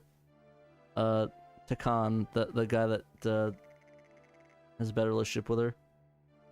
So I think that, yeah, he's the same voicer for that. Oh, he voices Vanilla Ice in Eye of Heaven of JoJo. He voices Poochie in All-Star Battle. I must go. My people need me. And he plays the original Vanilla. Oh no, he plays Vanilla Ice in the original JoJo's Bizarre Adventure too. The game, the 1998 version, the Urge for the Future. It looks like. It's also Wikipedia, so it might be inaccurate as hell. So I could be wrong. I usually am. I love the localization. It's very rare I get to use that expression of JoJo's Bizarre Adventure, where to avoid like legal problems, instead of having a chapter called Dirty Deeds Done Dirt Cheap, it'll be Filthy Deeds Done for a reasonable price. Oh god, I love D4C's name on that. I still think my favorite one is Dan of Steel.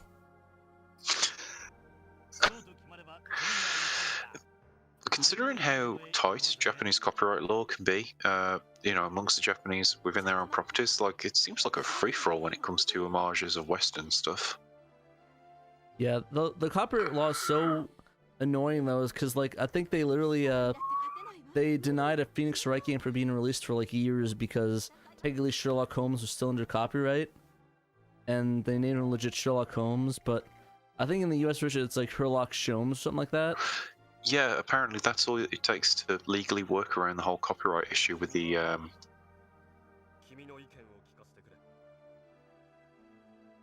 Holmes estate. I'm totally a fan of copyright. The idea that you deserve to earn a profit for your creations, fantastic. It's one of the things that, you know, creates wealth and prosperity.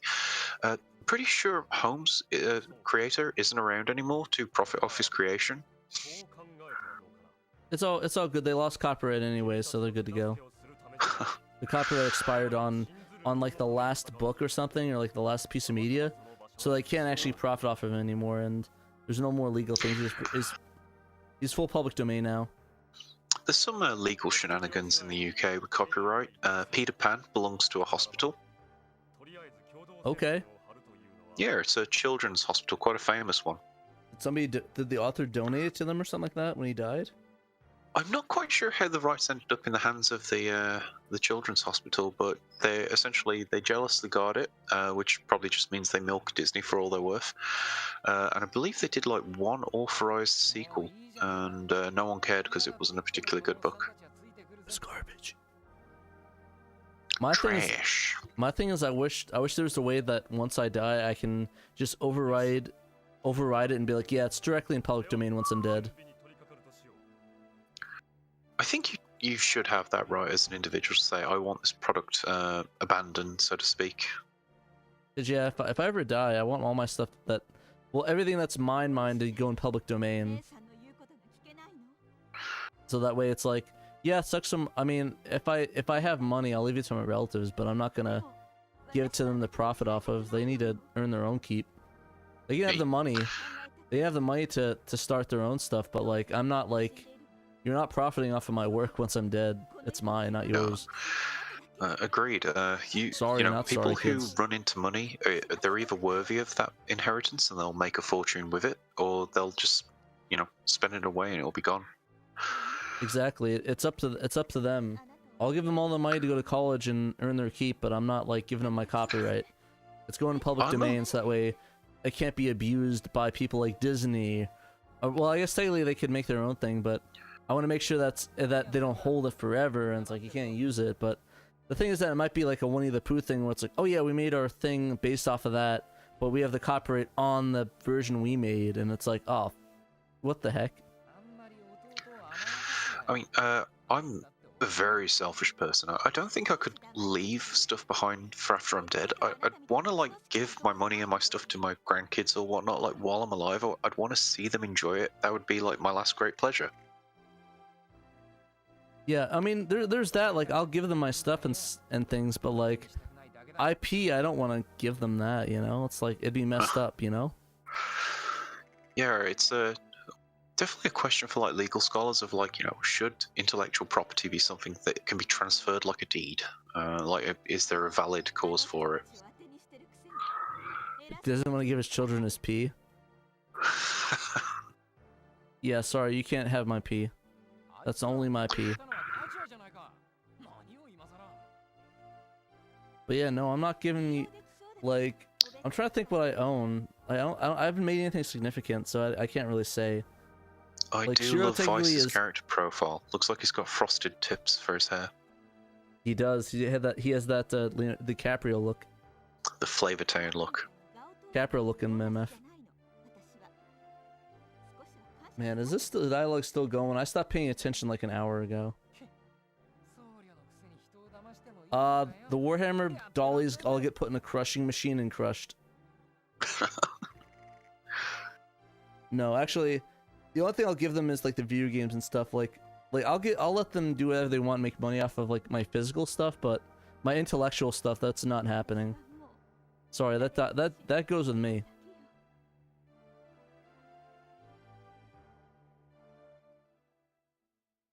I was joking though. I actually was almost half joking when because I want, like, one of my dream cars is a R32 GTR. I was joking, when I die, I want the car crushed so no one else can own it but me and enjoy it. Oh, that's a very Dominique from the Fountainhead kind of attitude. She, this is a great character in a book I love, and she realizes that she's the only person who will ever truly appreciate this ancient Egyptian artifact for what it was. And so after sort of committing it to memory, she just destroys it because no one else will appreciate it for what it should be.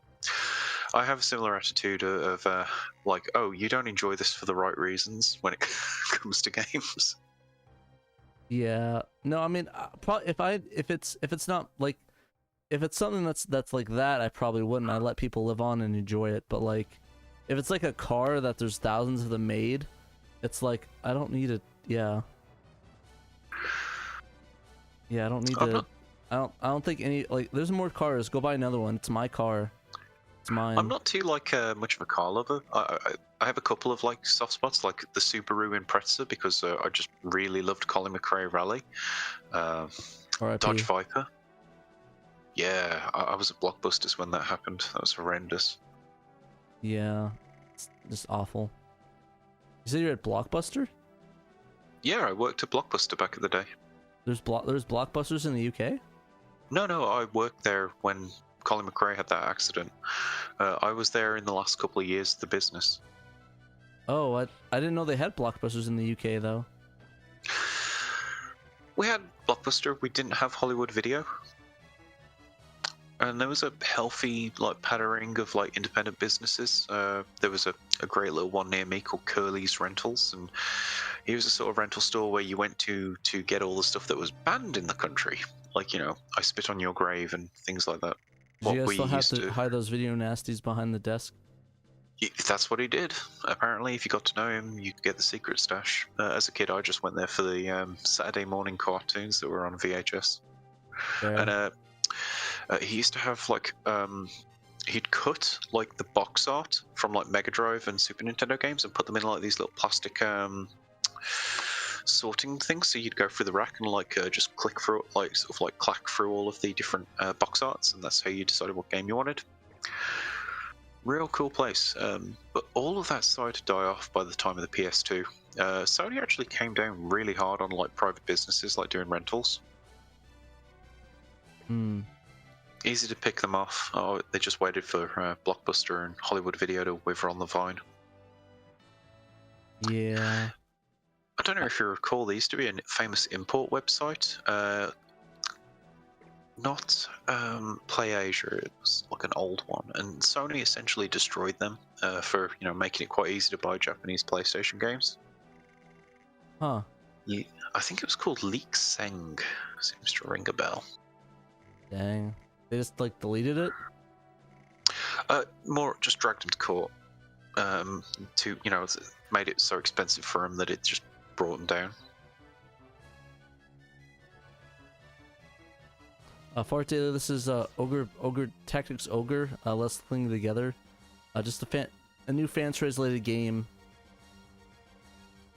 You know, it's kind of sad though that they did that. It's like, well, you're not translating it, or like bringing it to the West. So why don't we just buy it from you guys directly? To be fair though, like a lot of PS1 games are pretty affordable import-wise, like even more than Saturn. Like I bought Klonoa on PS1 in Japanese for like literally a percentage of what it went for.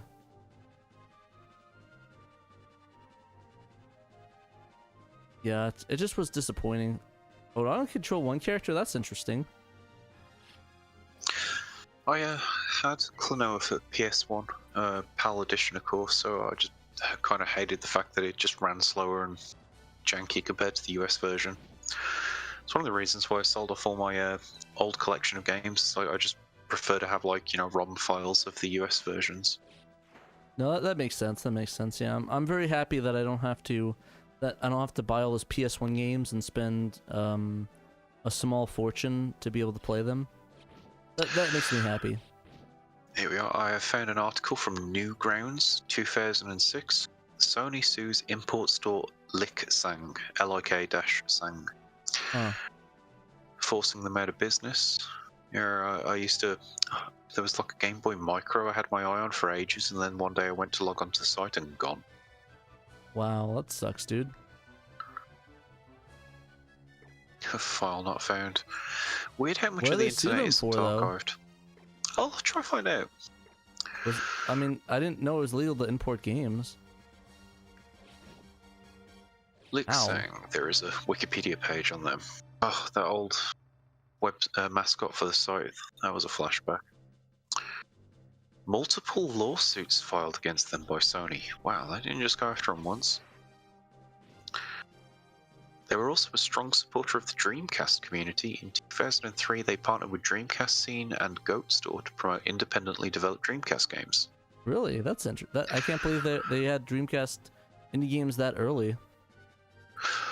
And August 2005, the company was in legal trouble from Sony. Lick-Sang had imported PlayStation portable devices where they were available and re-exported them to the UK before the UK release date, which Sony alleged was a violation of Dude, we got trademark 800 rights. GOPS. Nice. So there was an independent game store in Warsaw, a big town near me, and there was an independent store, like I say, called Action Replay, and they had a PSP in the display cabinet in 2004. I still remember like having to close my mouth. Like I was just so shocked by how beautiful the PSP looked, and Ridge Race was so impressive. Oh, I love my PSP. I still have mine. When I saw that, I thought Nintendo were dead in the water. I thought Game Boy Advance and whatever the heck this DS thing is going to be are just going to get blown out of the water by it.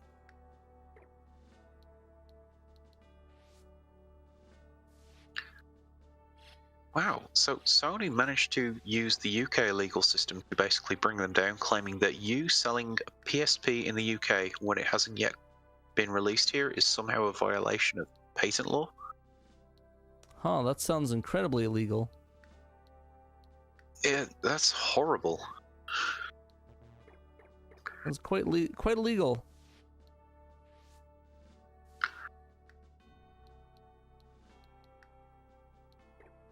Wow, that's a little. And it's just because they imported the PSP early.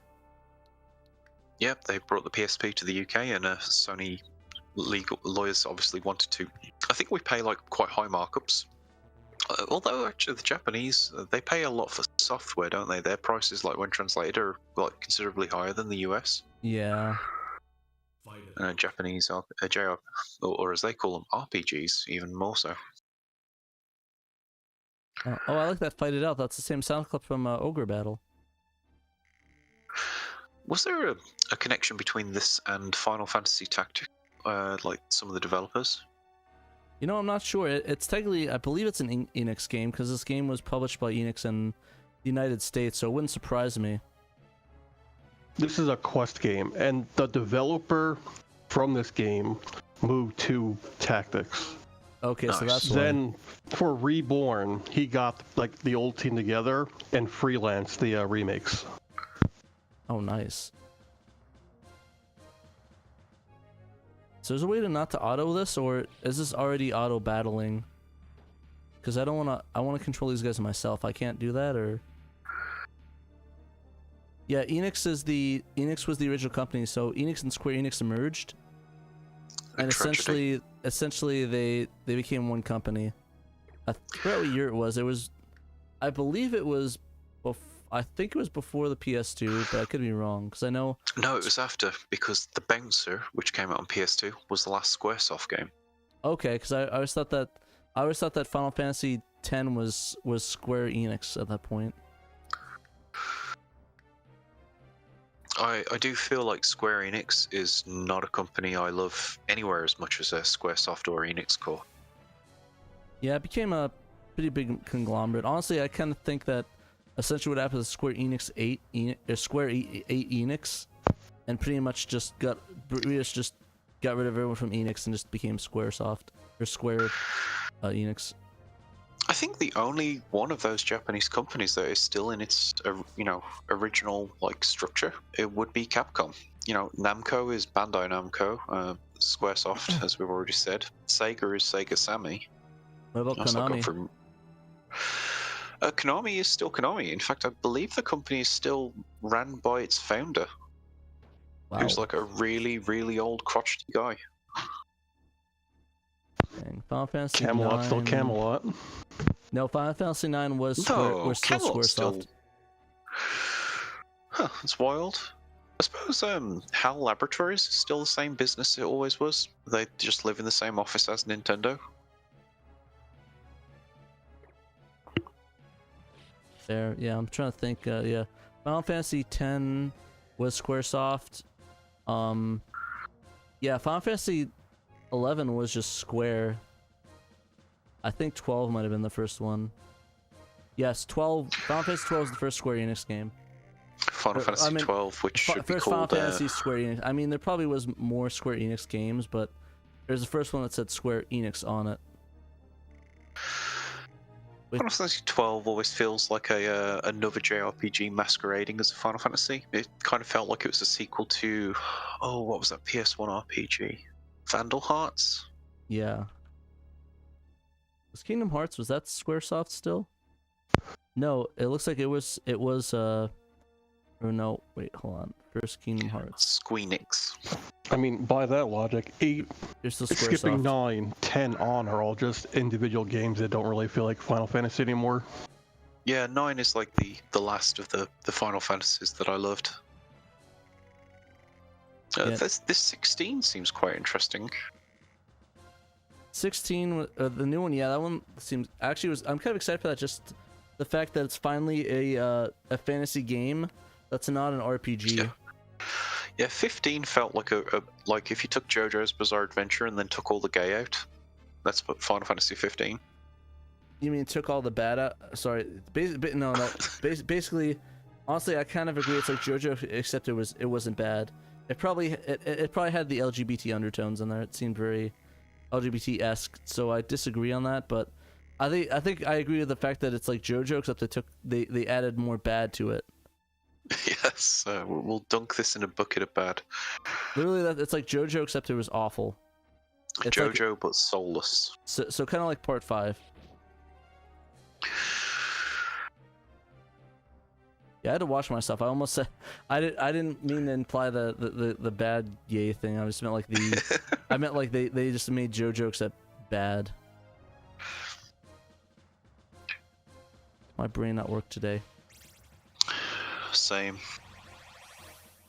And I need my brain to work because I've got a DMD session to host tomorrow. Well, good luck with that. I need my brain to work too because I gotta play Warhammer for like 3 hours, so I need to. And then I'm doing a. Did I win? Am I playing this game? I don't feel like I'm playing this game. There's something wrong here. This game is Press A autoplay. to win. I literally didn't do anything that entire match. I moved forward once. Like somebody in chat, do they know if this game is like if it's on hard it auto plays or something? Because I don't like this autoplay stuff. I feel like I'm not playing the game. Like there's got to be an option to not autoplay this because this is not good. Cool, yeah. You know that picture of Steve Carell where he's like getting held up by the arm, like all sweaty and stuff? I feel like that's me. It's like, oh, you guys did it, and it's like, what?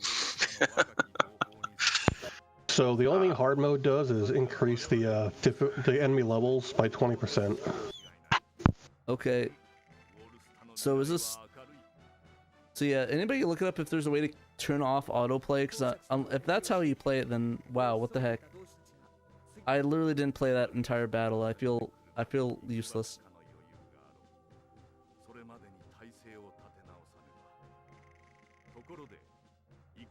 I'm literally my hand's been on this button. Like this is some great testing of this controller. I just been on my button on this circle button the entire time.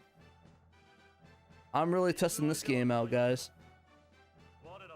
So much testing this controller. So good. Oh wow, it's 8:10 already. Yeah, I probably should call it anyways. I just really want to show this off. Nobody in the chat knows. It's called Tactics Ogre. Let's clean together. Toga for short. Yeah. So this guy is saying press X, but this is a PSP version on the character, and there should be an option that says AI menu. Okay. Ah. Okay, I'll definitely do that because I want to play this game and not auto play it. It doesn't control my life. But anyways, yeah, I think that's probably about it. Anyways, it's about 6:10, so I will have to hop off and do some stuff before I get ready for tomorrow. But yeah, thanks for watching, guys. Thank you again, Jay, for joining me for the co-pilot seat, and Knight for talking as well. And A privilege. Thank you so much for the mocking me in the opportunity. chat. Appreciate that. Keep it up, Knight. Love you.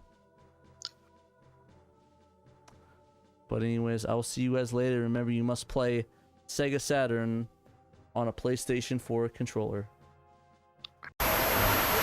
Get some Sony in your Sega.